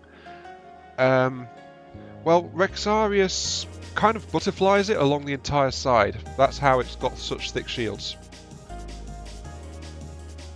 Raz says 4 meters of metal, then heavy armor, then alloy, then a gap, then 3 meter alloy, then a gap, then citadel or turret well, depending on location, and only in certain areas. Yeah. Oh no. Sorry, I got distracted again. Right. Oh, my nose keeps bunging up. But I think I've got a cold somehow. Not entirely sure how. Anyway, moving on. Sorry, just cleared my throat before I choked on something. Let's grab a control chair. I've been at this for almost 2 hours, and this is all I've got to show for it so far. So once again, my build speed is lacking. Much less Raz says, if I spend $500,000 or more on a ship, I don't want it doing a Bismarck, much less imitate those British firecrackers. Razul, there's a reason we British like to celebrate Bonfire Night. Bonfire Night. Bonfire Night? What the heck is wrong with me? Right. We like setting things on fire. It's part of our country's great proud traditions. Or something. I don't even know anymore what I'm drivelling about, to be quite honest, so yes.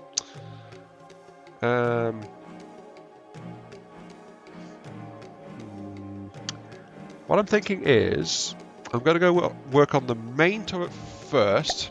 That's going to be the armor penetration one.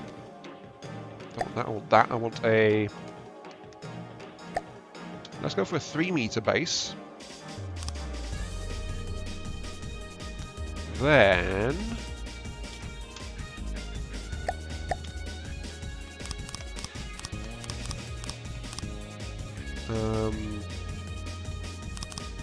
5, 6, 7, 8. 1, 2, 3, 4, 5, 6, 7, 8. Something like that. Wait, did I count that right? 1, 8, 1, 1. 1, 2, 3, 4, 5, 6, 7, 8, 1. 1. That'll do. Don't worry, there's a reason I'm counting like an idiot, but there we go. Right. There we go. So that is going to be...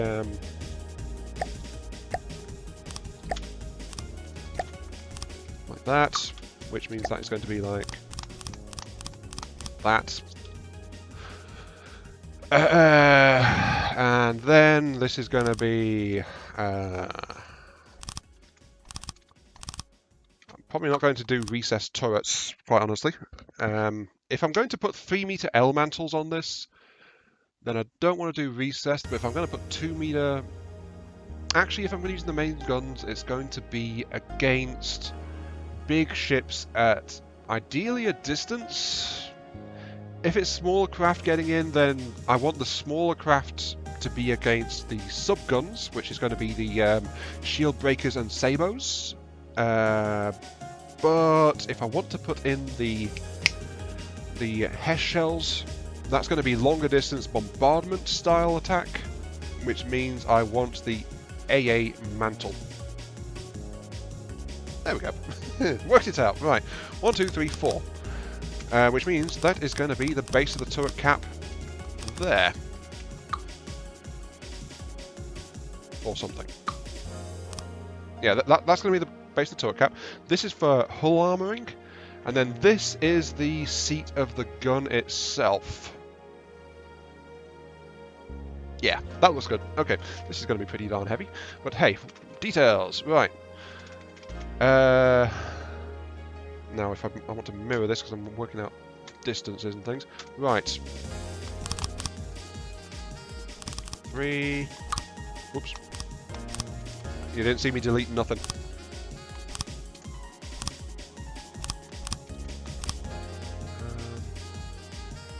Like that.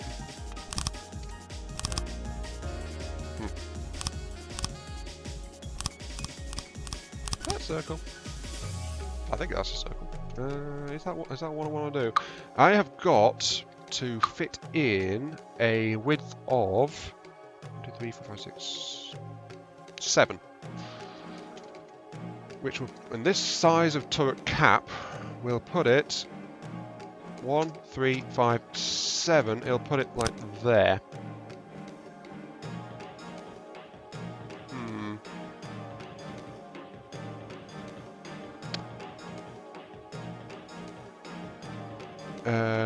Sadly, sorry, wait, what? Lawrence says that's why I have 1.5 kilometers per second cannons on Alpha 7 for fast flyers.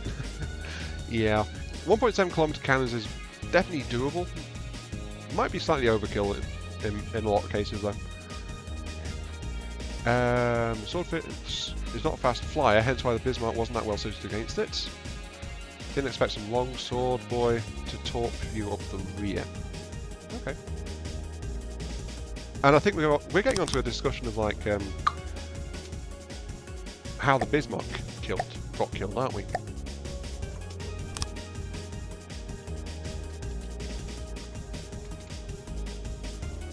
I do it like that, does that look good? Looks a bit rounded. I'm thinking it needs to be like actually like 3 meter. On the outside. Then it'll be, what, 2 meter, then 1 meter? If I increase the ring by 1? Let's just say Minecraft circles are not my strong point, okay?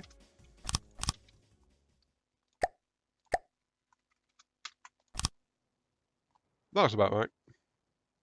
There we go, that's going to be the size of the thing. Whew. Sorry, I know this is probably not the most interesting part of a build, but just watching me counting blocks basically. But I'm just sizing up the system right now, so that's going to be the cap of it. Which means if I put my fine pieces back here, like that, then it's going to be, the mantles will be here, then the rest of it can be weapons, and to get everything down into the neck of it, we have this layer here, and then we've got a meter of armor between.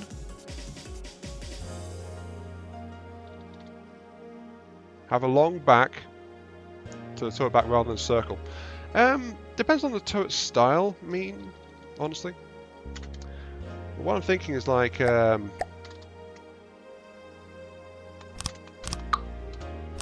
like that. Followed by L mantles, like that. And then the barrels all sit onwards from here.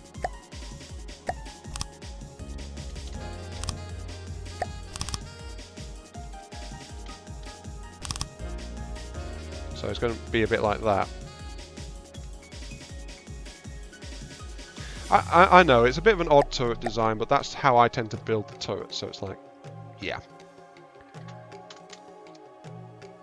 And then, just because I'm working on it right now, I'm going to actually plumb this entire thing in, because, hey, you know, might as well. I'm not going to be working symmetrically down below on it, but at the very least I can get it all connected now. gauge increases first, so that way if the damage is done early in the turret system, it's going to be okay. Well, it's not going to be okay if your turret's getting damaged. Let's be clear about that one. If I put it like that, yeah. And then that will swing it around to go downwards. There we go, and then that drops downwards like that. Okay. So, let's count it out. 1, 2. Sorry, let's count out on the outside ones. 1, 2, 3, 4, 5, 6, 7, 8.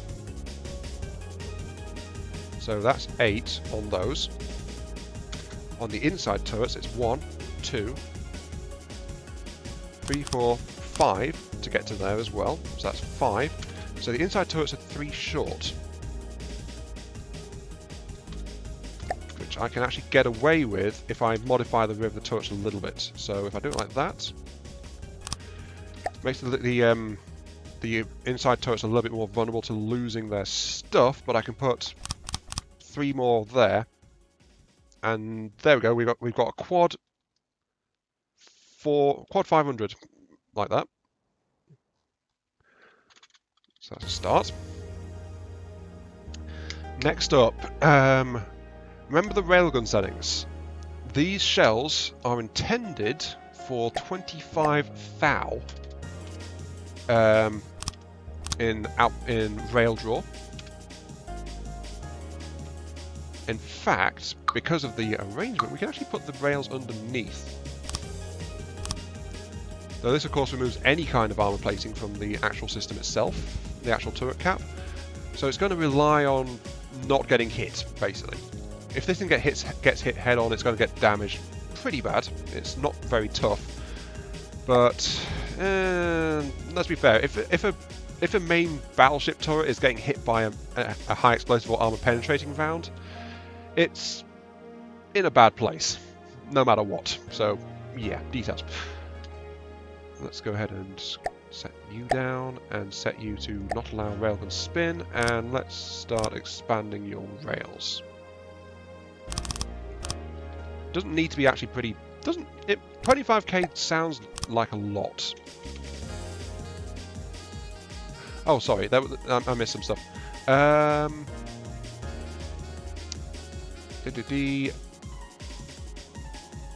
Razzle means like laser AA or timed flak for air defense. Yeah, those are good ones for air defense. I prefer lasers myself, honestly. Mean says, did what it didn't do, put up a fight. Right. Lauren says, I'm going to transition to Sabo plus HP slash HP slash smokes plus DC over 1,200 millimeters per second shells for every next vessel with at least one similar cannon. Well, that's good, Lauren, because it sounds like you're doing mixed shells, which is one of the more advanced ways to go about it. Like, you get a single cannon, but you can mix the shell types in it, which is quite useful.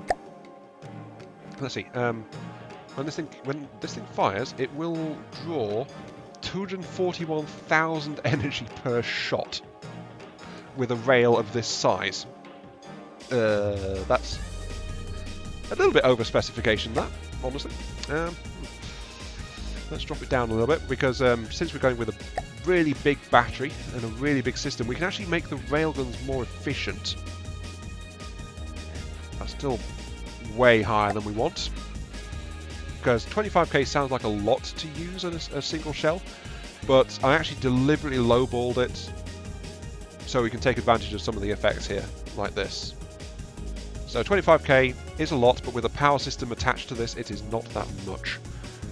25k per shot, which is 6.6% of the available accessible battery, with a lower charge overclock, which we'll have to compensate for by adding in recharges. So we need more charges to compensate for that. We will only draw 12,500 per shot, so that's 50% right now. And so with that, the vehicle battery can deplete to 19% before the railguns shells begin to go slower. Also, I think chat's lagged again. Hang on a sec. Chat, undo, refresh. There we go. Okay, Raz says, British turret I see, a firecracker in the making. Yes, very much so. And Lauren says, oh Raz, start complaining about not enough defense again. And Raz responds saying, nah, just teasing Ion about being Ion. Yes, I don't build the most durable craft. Well known fact. I am very, very honest about that, quite honestly. My craft tend to go boom at the slightest provocation. And it always has been, honestly. Sorry, right, moving on. Little Mean says, what's with the uneven barrels? That's just because I shortened the outer two, but I didn't shorten the inner two because I was messing around with the railgun settings. So, yeah, the intention was always to get the railgun sorted out and then even the barrels up. So, yeah. Moving on. I said the reason I use flak for AA is so I can make them dual purpose so they also work as close-in weapon systems. Which is good, actually. Yeah. The more flexible you can make a weapon system, generally the better you can get stuff out of it. Also, I want to increase the rail draw a little bit. So let's do that. I'm at 25k. I want a... let's say 27.5. Actually, you know what? For this, I should actually be... I should whack an ammo input feed on the side of this thing. And tell it to bring in... there it is, composite head. So there we go. So we can get one of these shells loaded. And find out what it's going to be like. Sorry, moving on. Anyway. Lauren says my triple 500mm use 6 different shell types. Probably a bit too many there, but hey, whatever works for you. Example, add 1 pure EMP infuse and maybe 1 frag. That kind of thing. So, yeah, I think you could do with condensing things a little bit there. At least a little bit. Gauge cooler. The gauge cooler is going to be dropping all the way down to the turret base, pretty much. So this is going to be very well cooled. The main limit is actually going to be its railgun system.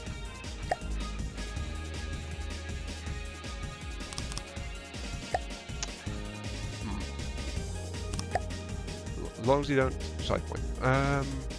Yeah, Raz is saying... I found that maybe 3, maybe 4 shell types of a single gun makes it so you wait too long to actually get the damage type you want / need. Yeah, that's kind of what I was thinking of as well, actually.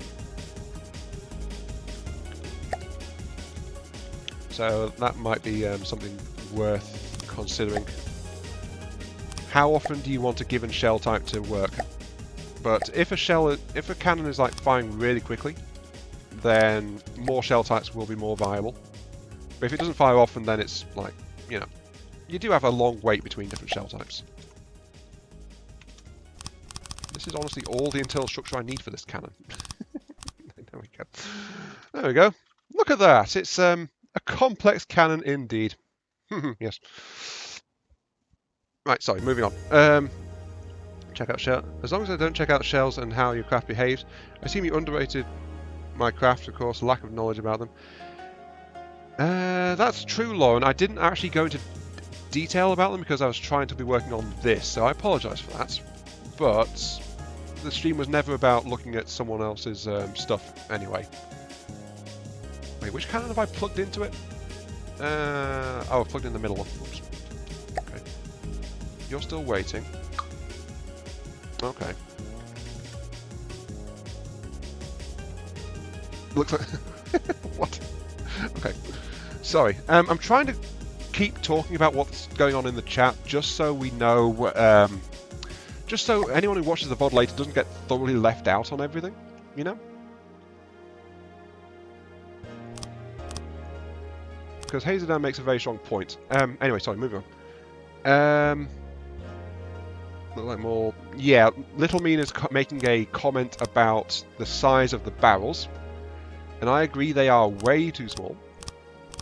But that's because they are currently in the testing phase. So it's like, not going to do anything about it. Hazeldan, welcome to the stream, by the way. Just going to throw that out there right now before it gets away from us. Welcome to the stream. And Hazel's comment was on how when it was just the skeleton, like when it was just the 3 long poles of cooling units, how it looks like something from War of the Worlds, which I think he was referring to the alien invaders, their war machines, how they were tripods. And I agree, actually. I could see exactly where that was coming from, so that's why I laughed at it. There we go.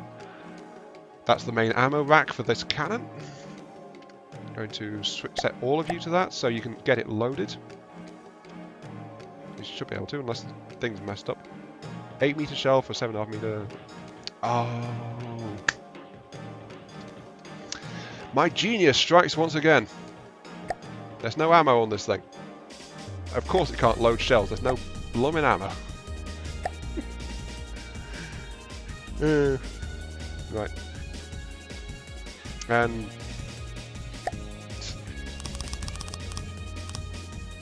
also I should probably mirror it. This is not a final place for an ammo magazine, by the way. I'm just whacking this in so we get some ammo to at least test the thing with. Because, well, this is my build pattern. I test stuff as I go, more than anything else. Though that said, it's actually pretty common that I forget to install ammo supplies, you know? So it's like,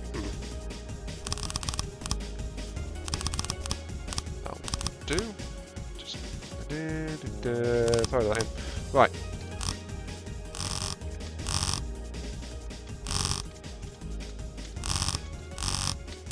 There we go. Fill command at its finest. We have ammo. No wonder it wasn't loading. Also, I missed an ammo insert in the middle. Well, thank you for mentioning that, Little Mean, but all ammo inserters are accounted for.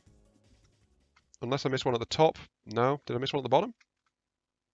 No, they're all there. Yeah, that thing is fully loaded. It's just taking its own sweet time for some reason.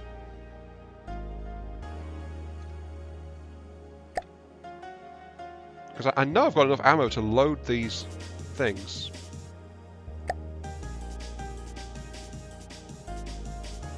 Oh wait, no, they are loaded. Whoops. Don't mind me. It is one of the central guns. Yep, that was loaded. Okay.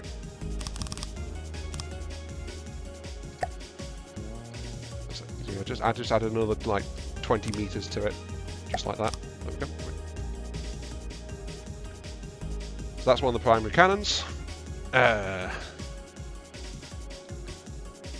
Anyway, sorry. Back to a previous question, which was a while ago. Razul asked, just out of curiosity, how long is this first stream after ages of not doing anything going to be? AKA, don't overdo it. We are at 2 hours, and I am nowhere near done. So I think we're going to get a couple. We're going to keep focus on the weapon systems this time around. But probably I'm probably going to cut off at 3 hours. Though sadly, this is also taking the place of recording city skylines on a map that Legion has kindly decided to build for me to. Yeah, so there will be some city skylines content coming as well, just so you know. But this is in place of recording for that, so yeah.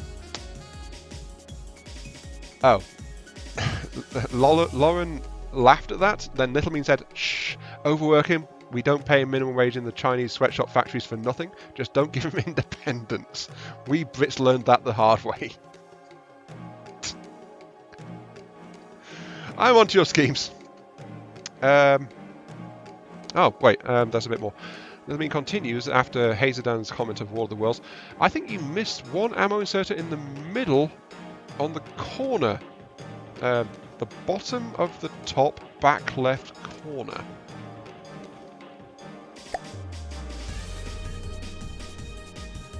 No, it's all there.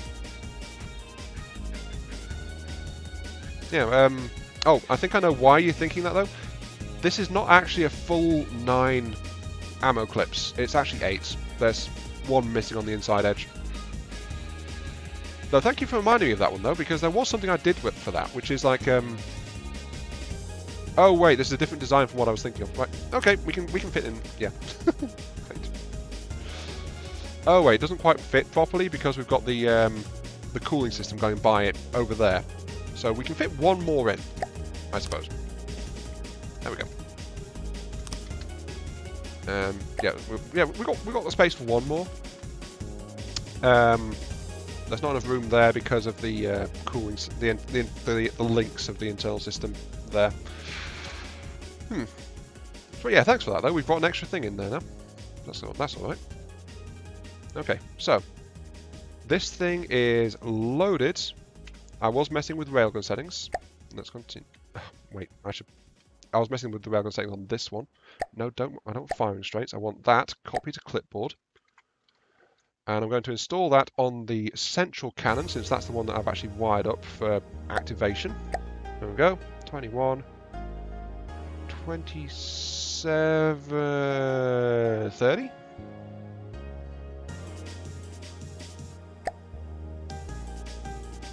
Yeah, let's make this a 30,000 power, which makes 15,000 draw at 0.5.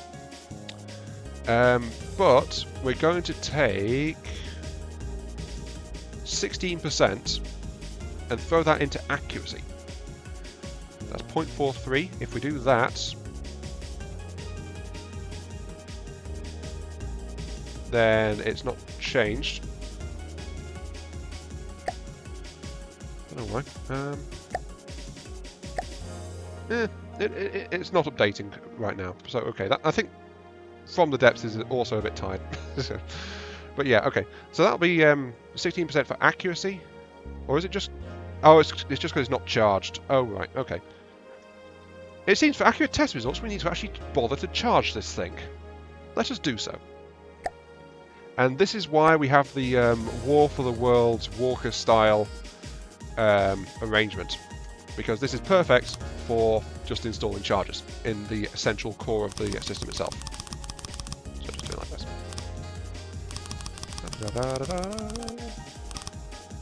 I'll install also here because we're going to be using that. 2 because we've got the space for it. Like that.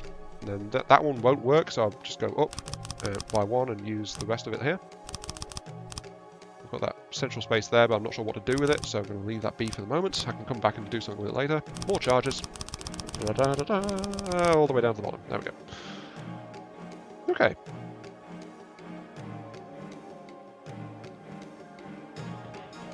So that is a lot of charges. Shannon accuracy is... Do railgun capacitors blow up as EMP damage is touched? I don't believe they do, actually. There's nothing on the stats that indicate as such. They have no EMP resist, but I'm not aware of them actually exploding. Sorry, anyway, to anyone watching this later, Raz asked, do railgun capacitors blow up as EMP damage if outsheet? And to my knowledge, they do not. So, yeah. All they do is damage the railgun system that they are based in. Anyway, let's check the railgun stats now. Yeah, now that it's actually charged, we are down to 0.09 in accuracy. That is very high accuracy. Since 0.3 is counted as...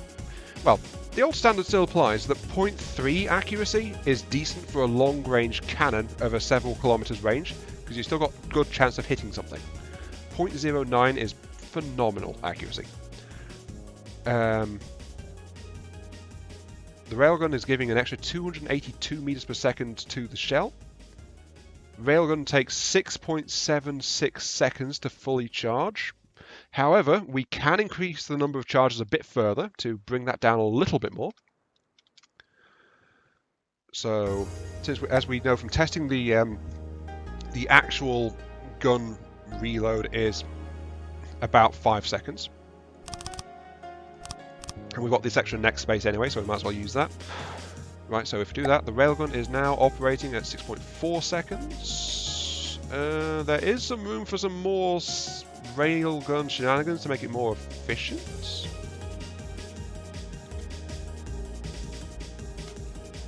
So yeah, we can increase we can still boost this thing further. It has no recoil suppression though at the moment, but this thing is going to be kind of nasty with the recoil anyway. Recoil force of just short of 600,000. This thing is going to kick hard. Not to mention 4 of them rather than 1. Anyway, we need a target.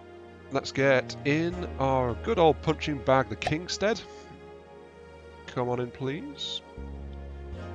I'm going to turn you off, so I should also kill your movement as well. And we're going to see what you make of this armor-piercing railgun. So let's see. It's not turning all the... Oh, the ammo's in the way.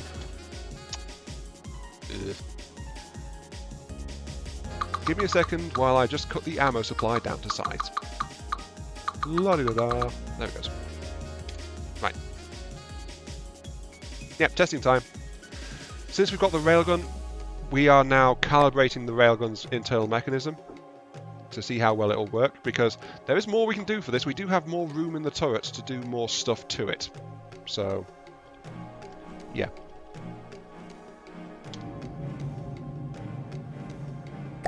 Let's turn the gain speed down as well.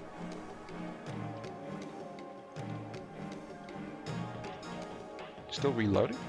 Oh, you're turning around. Oh. So we're at low rail. We lowered the speed.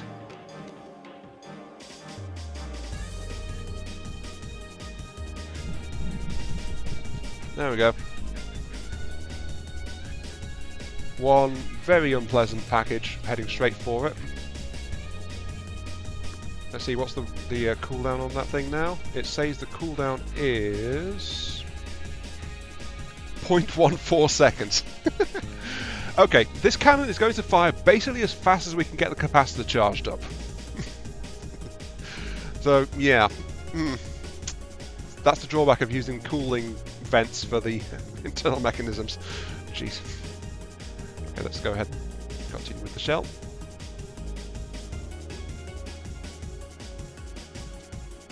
Okay.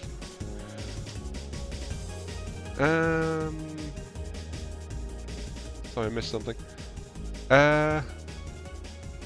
Razzles. Little Mean says, if it's got boo-boos, just give it some Bepanthen. It'll deal with all your problems. Got a tank hole in your body? Bepanthen. Yep, it's drugs. So, yeah. Razzle says, been playing with ammo in RimWorld for a few hours now, and still not sure if I absolutely love it or kind of hate it. Well, yeah, more testing, definitely. But ammo in RimWorld is like... there's always been mortar ammo, but if it's like an ammo system for the rest of the guns, it's gonna change the balance somewhat. Anyway, we're about to get a shell hit, so...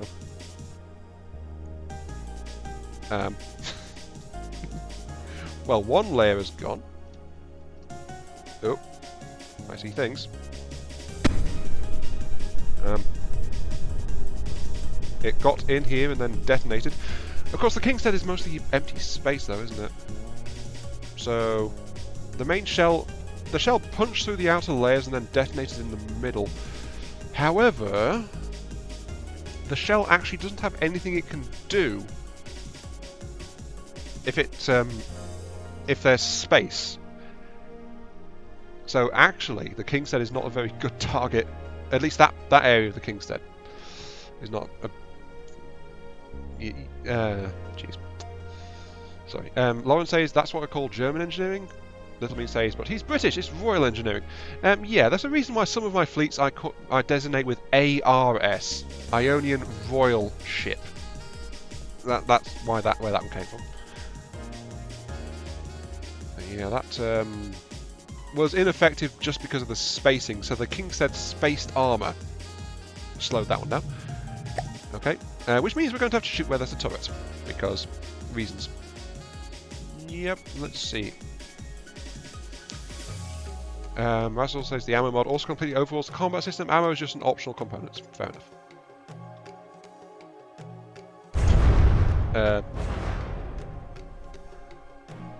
Well, it only did 17,000 damage overall.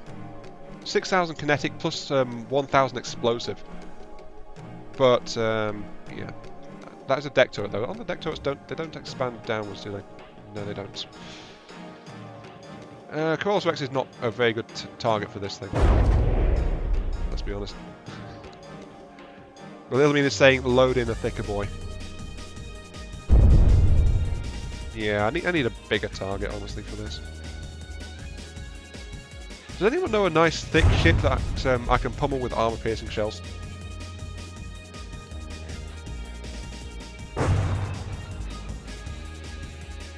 By the way, the RTGs that are on there right now, there's like, I think it's like 7 big RTGs. They are keeping up with this single railgun barrel absolutely fine. They have no issues with it whatsoever.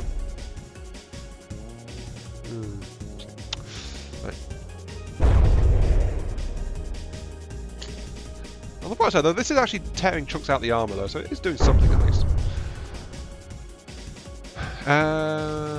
Lawrence says, the question from Pro, lol, so not actually, in quotation marks, can I do HESH plus secondary heat to make heat explode after the first air gap?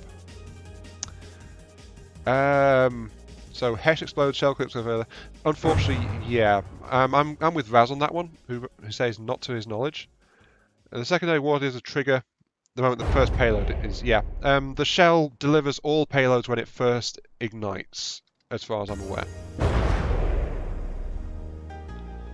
So, so yeah, that's why HESH works really well with an armor penetration round, because the armor penetration lets it get deeper into the target before it goes off. But the accuracy on this thing is really high.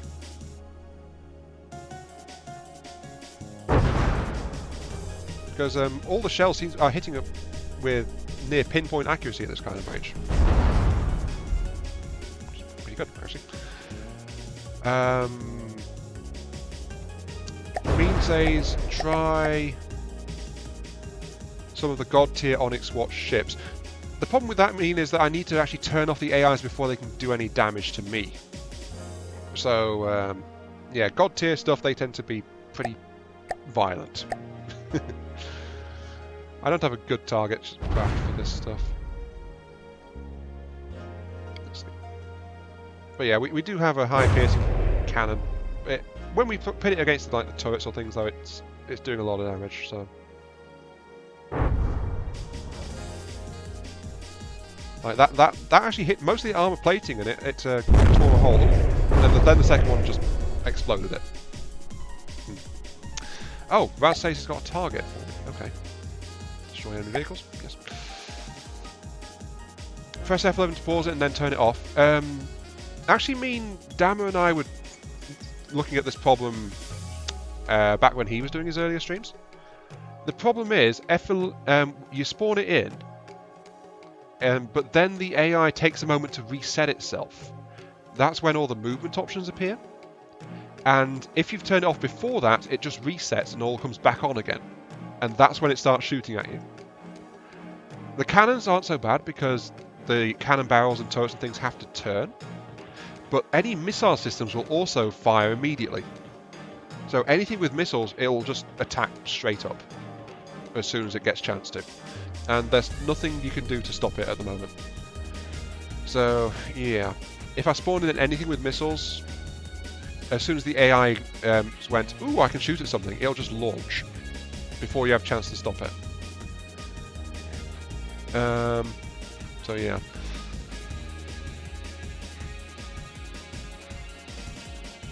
Let's see. Okay, Raz has sent me something, so I'm going to be in BRB mode for a second here. Let's have a look. See, Raz has sent me, on this day for Christmas, Raz has sent to me 3 versions of the Tankymon. Okay. And he thinks the V3 is the best target if you ignore the refinery parked on top of it. Fair enough.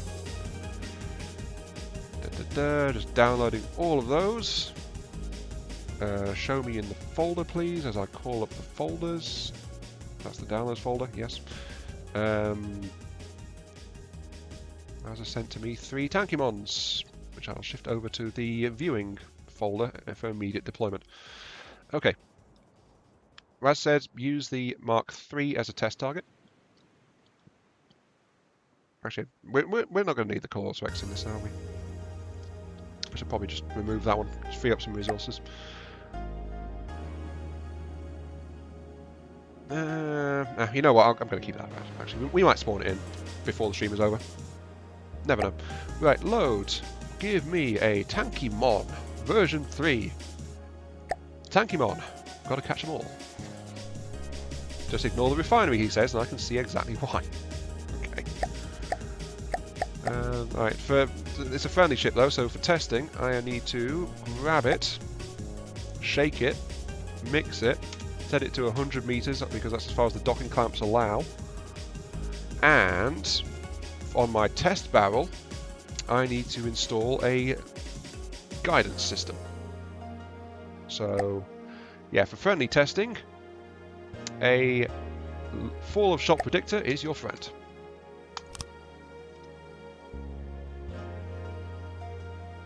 There we go. Alright,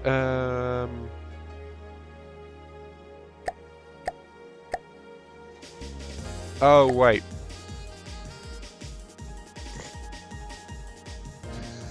Yes, of course.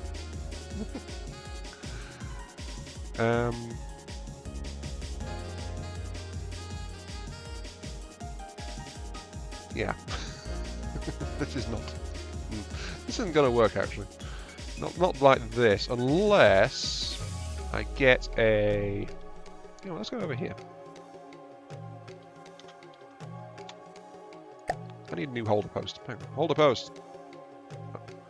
Holder post, I summon the... Where are you? There we go. Holder post. Summoning a new holder post. At a much higher altitude as well, so it's probably going to start complaining, but I'm not here to make friends.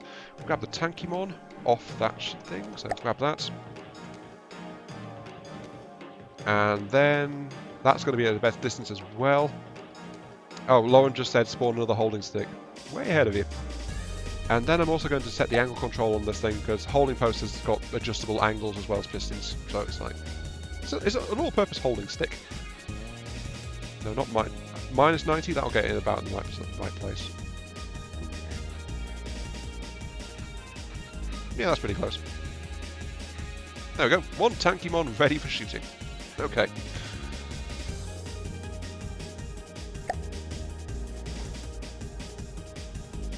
Yeah. Anyway, sorry.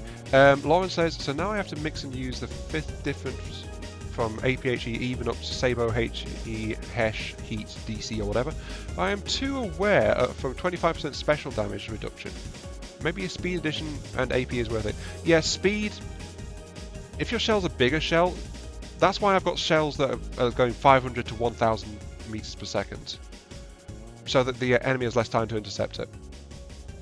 Add an AI simulator for easy shooting. Sorry. Little Mean says, to the end of the stream, have one large fight between the submitted ships. I can do some fights. I'm not going to throw them against the Rex, though, because the Rex, I think, is going to melt my computer. Most likely. But yeah, some fighting to end the stream out would go pretty well, I think. Raz says, bow and stern armor not completed, but core armor is done, so hit center mass for good testing. Yes, indeed. And Lauren... Yeah, sorry, Lauren, you were not the first to say get the thing, because I was spawning it literally as you mentioned it. Though Lauren also says, add an AI simulator for easier shooting. Does that work that way? I've literally never used that. Where's the AI? There it is, hidden in the middle in nice razzle-y fashion. Was one of them anyway.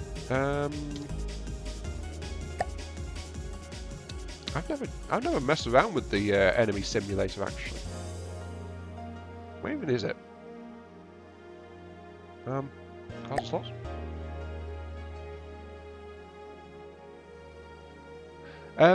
What I'm wondering now, Raz.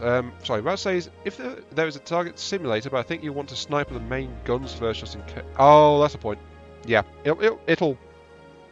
If this thing does go hostile, it's going to shoot at me. So it's like, okay. So yeah, aim at it as in against a normal enemy. Okay. So if I put in a new AI mainframe, like that. Now where is the AI simulator though?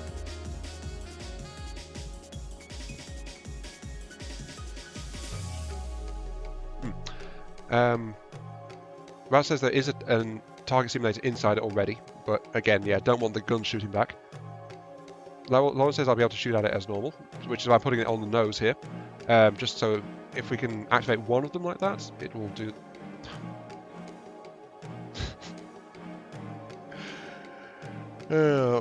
Yeah, Little Mean says it's the TV looking thing. Literally as I spotted it. It's like... Yeah. I am so bad at finding things sometimes. Okay, right. Duration, no limit, activate. Okay, so can I actually target you now? I can! Okay, perfect. Right, yeah. As usual, I can't find things in the menus, but that's normal, unfortunately. Yeah, Raz says there 30 RPM, 500mm and 8mm guns. And 3 of those, 8m guns, and 3 per turret, don't want to shoot you. I've never really understood why people like to make these 3 barrel ones. Admittedly, it's like, well, the three barrels are like the ones that people did in real life, you know? Get rid of that, yep. So I think that's probably why, and it's also symmetrically balanced as well. So the central turret can fire without recoil skewing the barrel. But from the depths, it's actually easier to build 2 or 4 barrel turrets.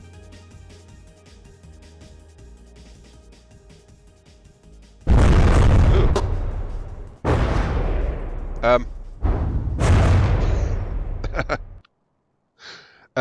That was right. Okay. Sorry. I think they might be slightly explosive, but the ship also seems to have a lot of repair drones. I'm not fixing that, just so you know. I'm not fixing that. That is the ship's internal systems fixing that. So it's like, yeah, this thing has a lot of repair as well. 3 barrels are per function, 4 barrels are GA way, says Lauren, with an LOL. But, well, yeah, but the thing is, though, it's still easier to fit in than a 3 barrel design in a turret from the depths, though. At least in my opinion. But yeah, now we know what happens if I take out one of those cannons. Jeez. Raz says it for him it's looks and symmetry. But yeah, that's fine, yeah. Also, Lightar, good evening. Welcome to the stream. And yeah, Lauren is laughing because boom, mwahaha, meme now, please. I don't know how to make memes. Let's be honest. Though Raz does point out, I did spam repair bots for testing after losing these turrets several times. Well, I think the problem with it, Raz, is that just that the turrets are a little bit exposed. But yeah, they don't have any protection really. Oh, the refinery just went. Apparently. Nope.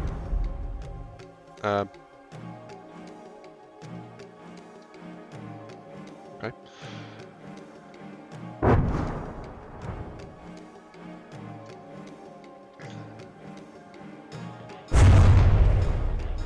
Very accurate. It is tearing holes. It's working on the armor plating, but nope.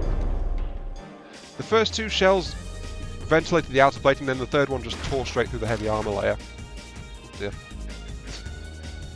I see what you mean about the central armor being ready, but yeah, this is definitely doing something to it. The outer armor can stop a couple of these Raz, I think, but it weakens rapidly. Yeah, that's working pretty well, I think.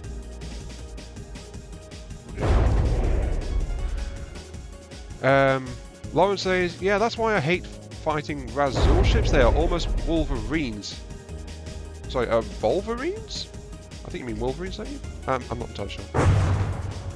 I know finished products have way less, but still keeps repairing quickly. Oh, the refinery is attached to a single block, that's why it blew up so fast. Okay.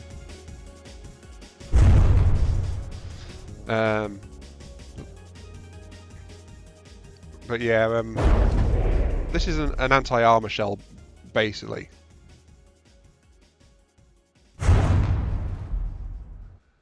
Let's see. Little Mean says no, the 4-barrel design. It doesn't know his Latin things. V-I-I-I. Little Mean, V is 5, and then every single I is 1. Unless it's IV, which means 1 less than 5. Or IX, which is 1 less than 10. So, that's the low... Oh, I think it's actually broken through to the other side pretty much now. Yep, there it goes. It's detonating beyond it now. Okay. But yeah, it doesn't have shielding, which is perfect for this testing actually, because that is not a shield breaker shell. Shields are going to give this shell a very hard time. And it's being shot at with an anti-armor shell, basically, yeah. I could do with the shell detonating a little bit sooner, if I'm honest.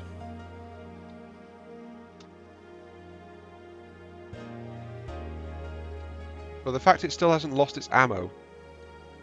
Oh, hasn't? Oh, was I shooting at the wrong spot? You're right, yeah. I was actually shooting right between the ammo stocks, actually, it looks like. Or is the ammo... oh, there's the AI. And there's the... Yeah, the ammo is actually on those 2 bits to the side. I was shooting right between them. Let's change that, shall we? 1 hit.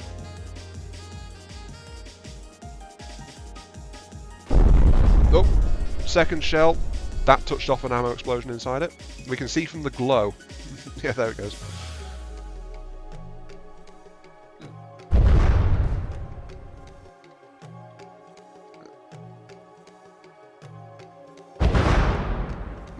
And that one dinged the outside layer of the ammo container. And then the third one set it off. Yeah, there we go.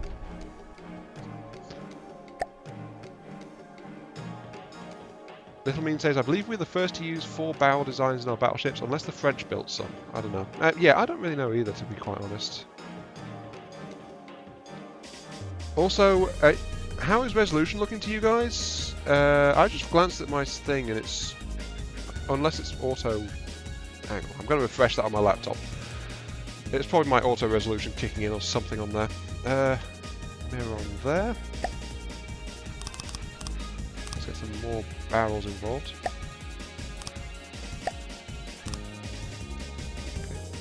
Okay.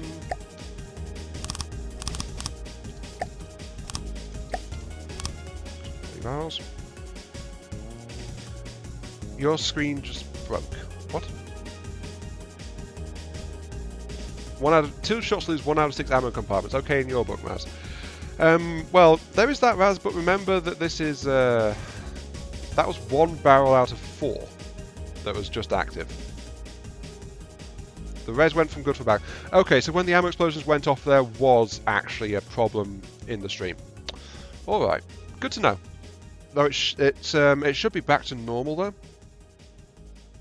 Because after I refreshed it, it went back up again for me. So it should be okay. And Lauren says prefers metal HA, spalling space, HA ammo. Kind of stole the idea from Raz. So it's like, yeah. Well, all I can say is that the stream is actually back on from my side of it, so I'm not sure what happened. I'm looking at this now, and it's like, how big is it? With there, 1, 2, 3, 1, 2, 3, 4. Yeah, we've got some space. You took it off auto. Yeah, that would be it. If anyone's got auto on, then that would have done it. As I install... maybe something silly here, but I'm going to add in 6-way connectors. Also, I'm going to turn off mirror mode because this is asymmetrical work still. Let's put it here. Like that.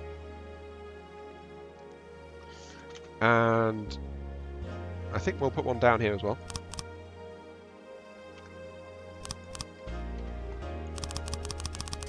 So this turret does need some rounding out, unfortunately. So there is that. I mean, if I put the armor on it like that, that is still one a bit short there, but I think we're going to wind up taking out one of those and then putting some more in on the sides. Like on that. So, yeah. Let's see. Sorry, what's the chat saying? If remain getter, once again read the text. So, yeah. So, basically the entire stream glitched a little bit there when we had those ammo explosions. My apologies for that, but that is what happened. Yeah, it became better. What do you mean you can read the text? Oh, wait, yeah, my text. Sorry, my bad. Right.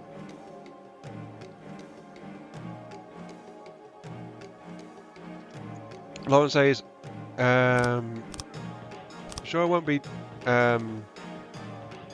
TI tight on how wide the craft is. And Lauren knows Hesh is more important as it spawns from more AP armor. Yeah, so the damage of the Hesh is based on how strong the armor is when it triggers. So yeah. Raz says, earlier a visitor came by and was killed by a raider, but dropped an LMG without ammo. It was loaded though, so 47 shots came with it. Now a weapon merch left me a gift, 1000 LMG rounds. Raz, I think maybe the game is trying to give you a sign there. Maybe. Just maybe. Let's put one there. One there. That's going to overlap slightly, but that's okay.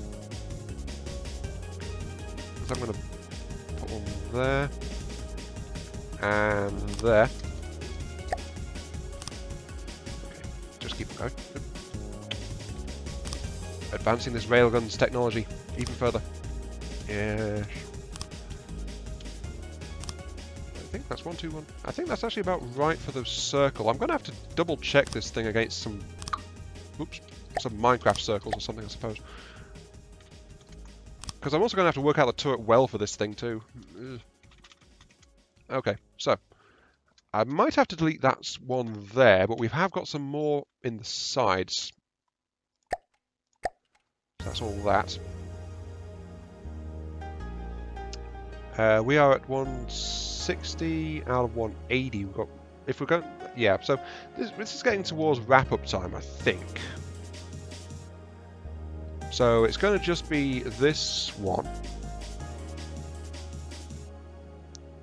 So what I'm going to do is I'm going to save this right now. So as this Rexarius, the actual Rexarius.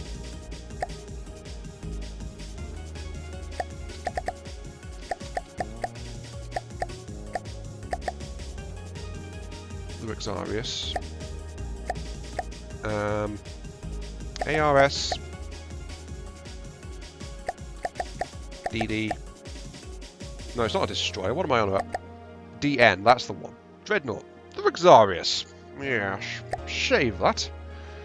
Admittedly, it's not much to it at the moment. It's just got ammo systems. It's a little bit of ammo. It's mostly batteries and RTG and a prototype turret system on it. So I've done that. But I'm doing that purely because I'm going to have to revisit the turret a little bit to round it out. But while we're not going to work on any other weapon systems, at least right now, 1, 2, 3, 4. What I am going to do is I'm going to capture a prefab.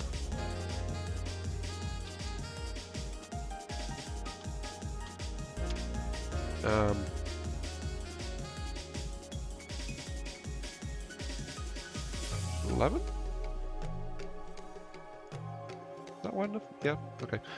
I'm going to capture a prefab and actually bring up all 4 turrets. Sorry, all four cannons. Actually fine. Need the height now though, that is 8, 16, 17, 18, 19, 20 on height. There we go. And this is why I built it this way, as a corner. So I can grab one, rotate it, and it goes straight in on the next bit there.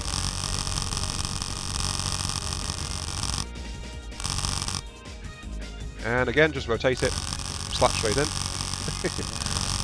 And this is what I meant by saying it's like it's easier to build double or quad barrel turrets because you can just duplicate the system like this.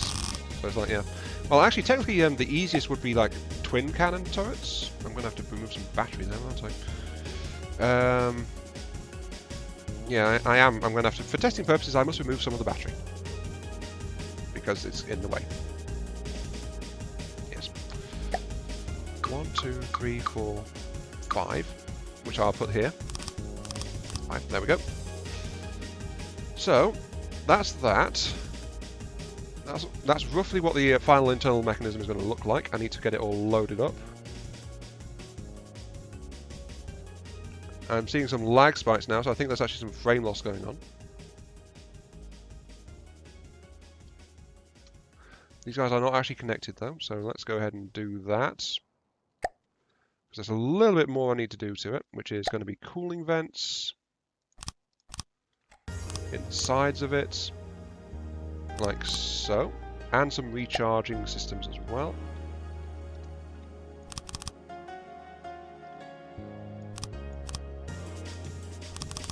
So to do like that.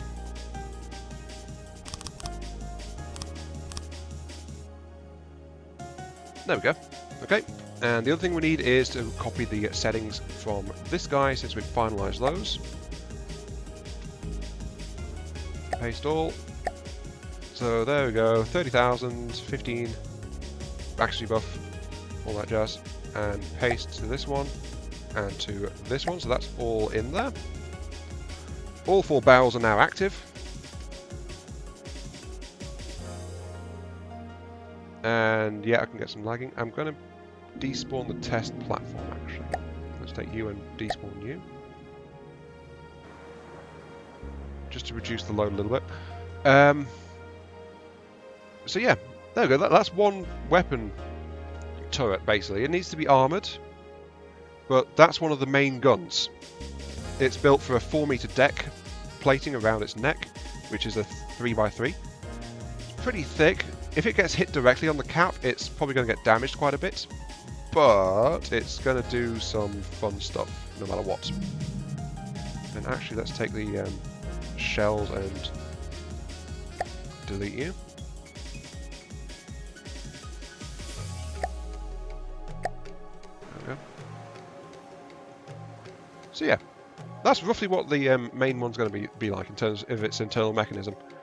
And of course, it's we can get some basic stats from it, which is the its actual shell cooldown is ridiculous at 0.14 second cooldown. So this thing is going to go as fast as we can get it charged. And right now it charges up in. So I find it in the stats here. Where is that? Railgun usage 30,000. You know what, I'm going to look in here. Railgun stats. Railgun takes 4.5 seconds. So yeah, this thing right now in its efficiency mode, 4.5 seconds. If we double it, we can get like a 2-second refire rate out of this thing. If we remove all energy, the efficiency from it. So it's just like 1-for-1 on the battery drain.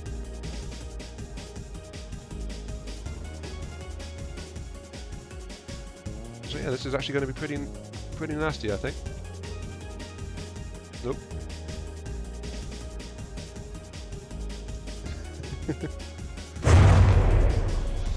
Oh dear, it's converging because there is a little bit of side to side on it.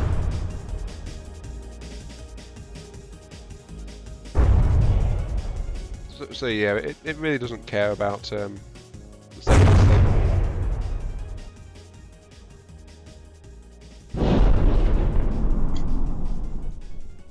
Though admittedly, it is a bit too much for the RTGs to handle now. But it's still definitely doing enough damage really quickly for me to count it as a viable weapon system. Unless you pit it against shields, in which case it's not going to do much. Until a shell gets through the shields, in which case it's going to cause some damage.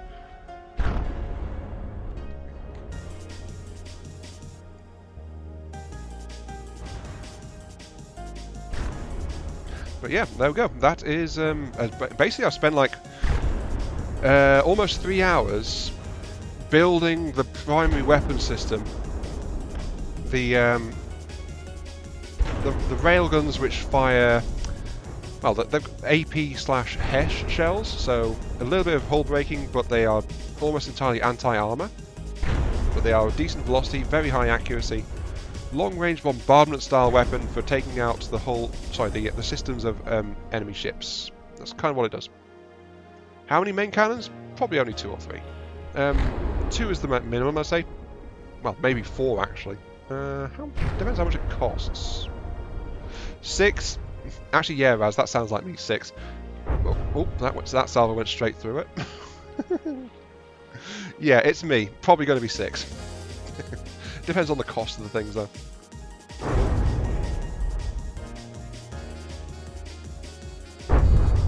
Yep, straight through. But remember, we're going to have the kinetic sabos, the shield breakers. The kinetic sabos and the shield breakers are also going to be like primarily anti-surface stuff as well.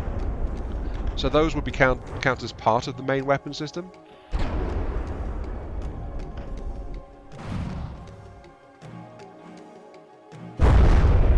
Yeah.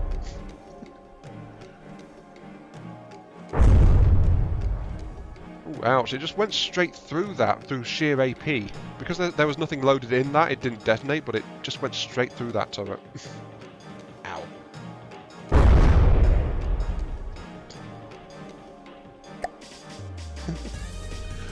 Yeah, I think I'm happy with that as my primary railgun turret. I think the last stat to work out really is what kind of power draw are we looking at for a single turret at the moment. So right now it's 30,000 per shot per turret.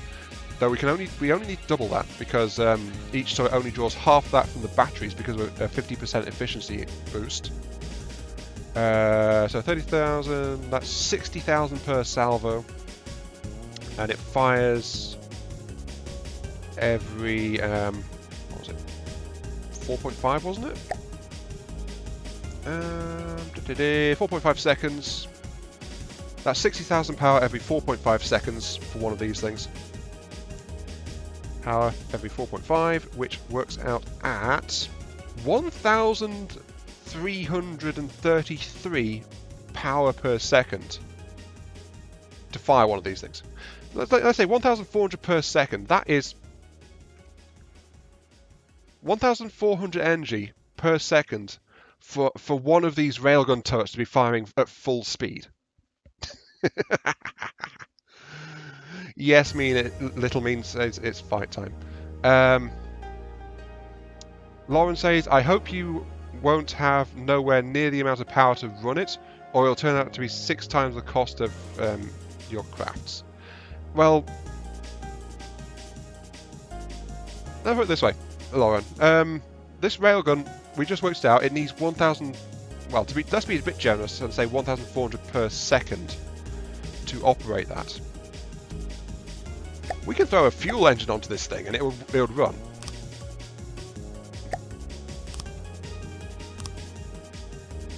It would run very easily. Let's see. Let's make this a 3.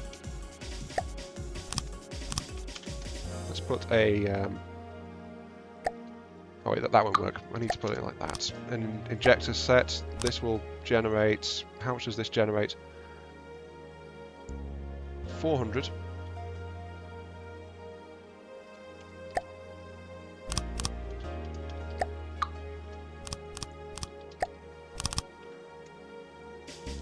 $1,200. Yeah.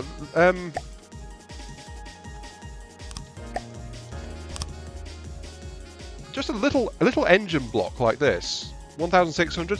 This runs that railgun turret firing at full speed. With a couple of hundred to spare, actually. But that's all the engine block you'd need to run that railgun. In fact, I could probably just take that down and put it like, make it a bit more symmetrical, like, yeah,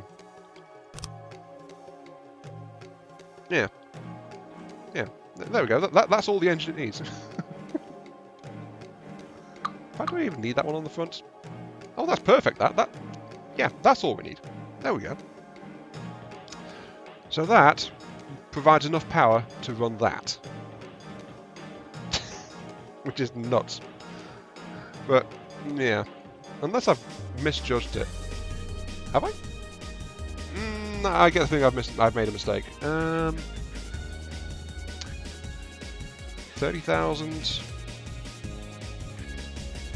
No, 60,000 divided by 4.5. Yeah, I made a mistake. Okay, yeah. 10 of those. We'll run one of those. Oh, wow. I was off by a decimal place, apparently.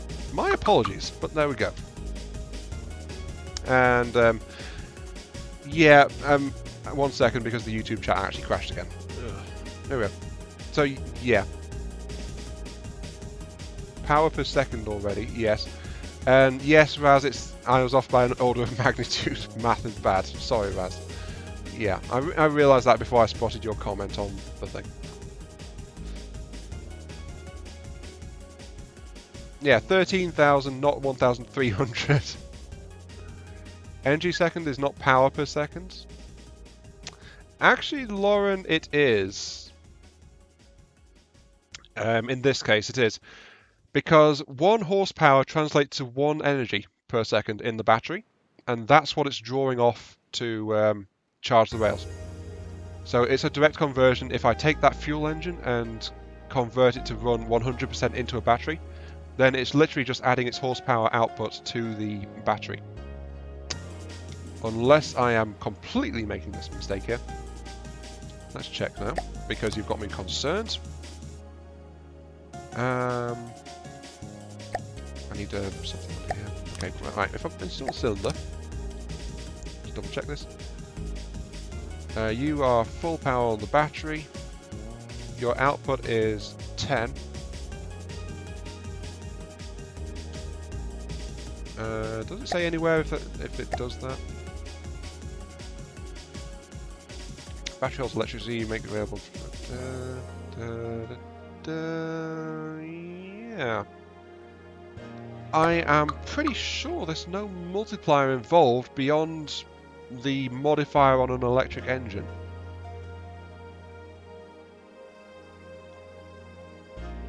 So I think horsepower well, I know steam converts directly in a turbine to battery power. As I get rid of that. Wait, double check before I do that. Did I save it? The ARSDN Rexarius. Yep, there we go. Double check it before I delete anything. Okay.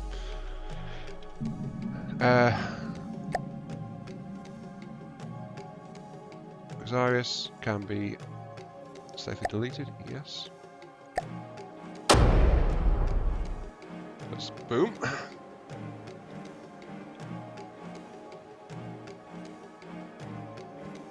Power does not equal energy.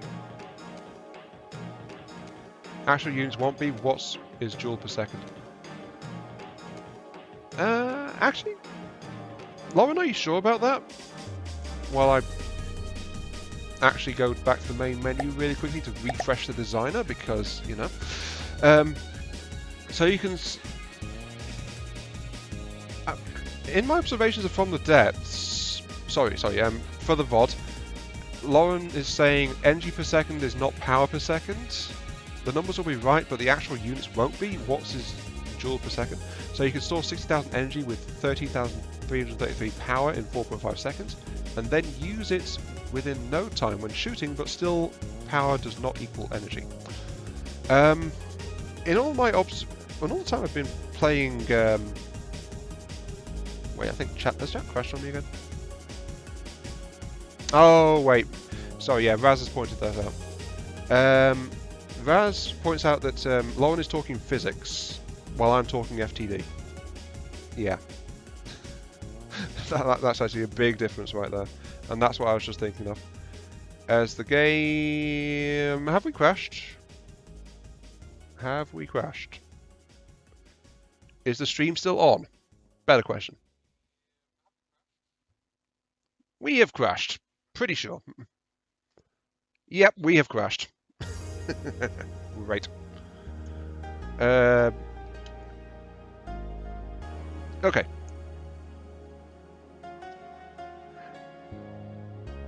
Task Manager, I summon thee.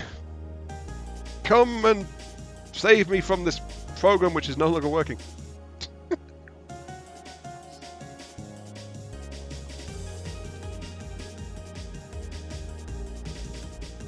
Oh, that stuff. Reboot. Expert is yelling at me now. Do you want to stop streaming? No. Keep streaming. The black screen must flow.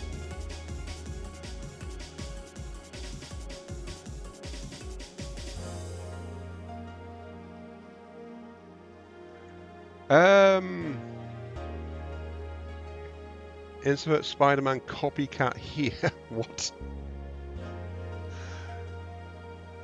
Actually, my computer seems to have had enough now. So I was going to end it on a fight, admittedly. Okay, I was going to end it on a fight, but I will do a fight. Next time there will be a fight. How about that? So yeah, this has just been like weapon testing, building, getting a big railgun set up, that kind of stuff. So yeah, apologies for the lack of chat on the side, but you can blame XBit for that. But yeah, so I'm going to call it there though.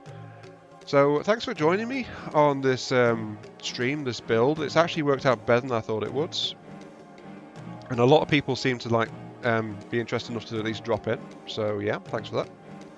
And I hope you guys enjoyed me bumbling around building a potentially dangerous weapon system. So thank you all very much for watching. Hope you guys have enjoyed this little show. And this will be continued in another stream because it's a project. So yeah, I will not be a true From the Depths player until I have a ship on that kind of scale. So it needs to be done. So yeah, thanks for watching, and I'll catch you all some other time. See you all later when hopefully I'll be on better system and better software. There we go. Now I just need to figure out how to stop the stream. Oh, there it is. There's a big button marked stop streaming. Yeah.